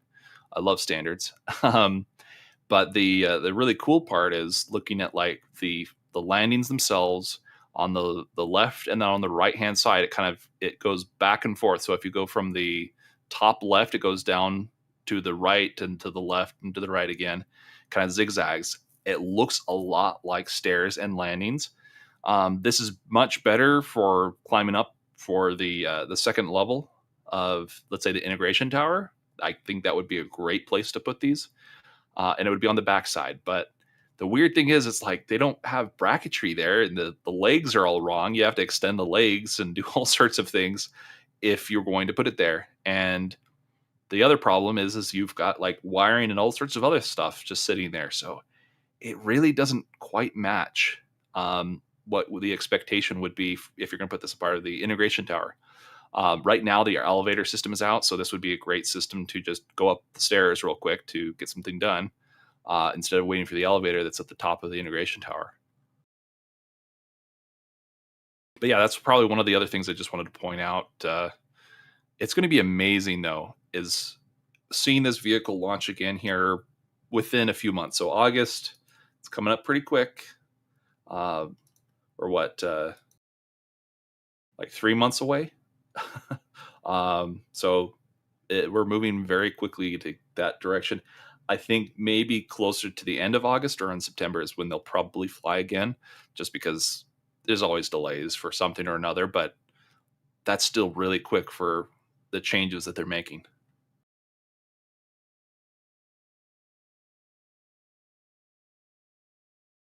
That's like Christmas in July, isn't it? It could be if he does it in July. Yeah. I mean, that would be very awesome to be able to have it as early as possible. It's like, oh yeah, we actually figured out a few things that we could actually do faster, and so we did them, and now it's July, and we're like, what? But yeah, we got to get some booster testing in. The ship is next to be tested, but I think that orbital launch mount, getting it done is top priority, because otherwise you're going to be dealing with some issues. So concrete, 2-3 weeks from now, if they got the rebar in, because it's going to take a while, but if they've got enough people to do rebar, they'll throw it together very quickly. It's going to be like the mega bay, except it's all in one area, so you're building up layer after layer, basically getting that structurally sound. What do you think the static fire for the Starship is going to get snuck in during work days, or are they going to pour some cement, get everybody off site, and do a static fire? How do you think that's going to work? That probably be the best way to do it if you're going to do something where you got to wait for the concrete to cure before you do a lot of other things, especially structural things on top of it. You have to give it 2 weeks. You can throw in some accelerant to help cure it faster, but you would just want to make sure that it's nice and stable before you start working on this very expensive pile cap, and adding other things to it. So static fires would be a good time to do it right around there. But that would still put it a few weeks away. We're expecting like a static fire here within a week or two. But it just really depends on how much drive they have to make it happen and the work schedule. So if this crew is done here and they're about to bring in a new crew, maybe that's a perfect time to do it. Basically in that transition period, so you're not slowing anything down because the new crew hasn't even started yet. They bring in some machinery, get it all prepped and ready to continue the operations. And they do a static fire over at Test Stand A, get right back to it next day.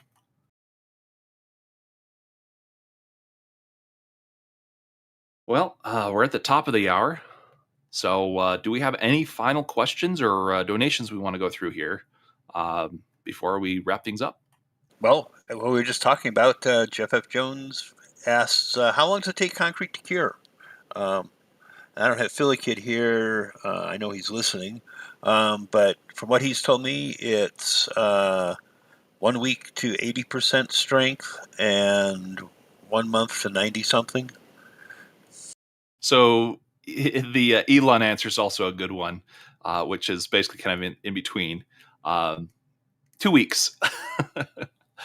So he was talking about Filikit specifically on Mega Bay. We said there was going to be about 2 weeks from the time of the concrete being poured till the time they start putting stuff on, and pretty much to the dot, that's what happened. So they basically are using normal construction standards there, so they can actually put stuff on there. They just don't want to really put a lot of weight on it. So there's some weight with the concrete. The embeds with the vertical columns. There is some weight there, but it's not a lot of weight. It's not like the entire building in weight. It's only part of the building. And as they're building up, that concrete is still slowly curing over time. It's concrete kind of always just exponentially curing, closer and closer to being that 100%. Even the Hoover Dam is not fully cured. It's a really interesting process because it's a chemical process, but it slows down. It's like a half-life, is kind of the best way to describe it. So you have decreasing amounts of results of return with the change in time. But it's really cool just to see that they are able to make those systems for the base of structures happen so quickly. And I'm looking forward to seeing what we look at next week here. This is going to be quite a bit different because I think by then they'll be done with all the pile caps, and it's just getting things dug up and rebar attached to everything. And I have one last question that also is very appropriate to the picture we have here from Donna North. Where do you think they're going to collect the water from the deluge system? It's just at the pond up at the top is where they would collect most of it, and the rest of it gets vaporized because that's pretty much what'll happen with it. So there is a tiny bit of a pond there, and they can dig down a little bit more, but that is kind of the collection area for the most of it. And then hopefully they'll be able to actually expand their current footprint here fairly soon. So this is all of their property here, including the mudflats to the left. It's just a protected area that they'll have to go through, get Army Corps of Engineer approval to basically fill in. And part of that process is a land exchange. So they will do acre for acre, but they actually probably do like 2 acres for their 1 acre. And it's only, I think this entire area is like what, I wanted to say 18, but no, that doesn't sound right. But anyways, the acres that they'll probably put in will be over at the top of Laguna Madre. They have an area where it's like some fish farms. They just buy up those areas and fill it in with mudflat type of material and vegetation to basically make a trade there. It's a part of the environmental things that you do with the Army Corps of Engineers. With that, I'm going to go ahead and wrap things up on my end. Well, thanks to everybody else for being here as well. And sorry, I cut you off there, Thomas. Go ahead. I was just to say it's been exciting to go through all the pictures and everything else here today. I'll pass it off to Dave real quick. And thank you everybody for donating. Thank you everybody that gave all the free memberships. We must have had over 50 today. Thanks for everybody for the stream, and tune in again next week and watch for the highlight reel coming in the next couple of days, Thomas, I believe. And I also see we have RGV in the room, so we can pass it to him. Yeah, thanks so much everybody for joining us today and the donation support, and hit that like button, share the video with everybody else, and we do have a video we're working on, so it should be released within the next day or so. And that's it for me. Thank you very much for watching, and I'll pass this along to, let's see here, Zach or Indian, sir. All right. Well, thanks everybody again for joining us. I've had fun as always. Like I always been saying this entire episode, I'm really excited to see what happens from here, because this is really interesting to see the way they're upgrading all of this and pretty much reaching version 3 of the launch mount. So yeah, can't wait to see what the future holds, and I will see you all next week, and I'll let Indy wrap it up from here. And with that, I'll say main engine cutoff, stage separation confirmed. Hope to see you all next week. Love you.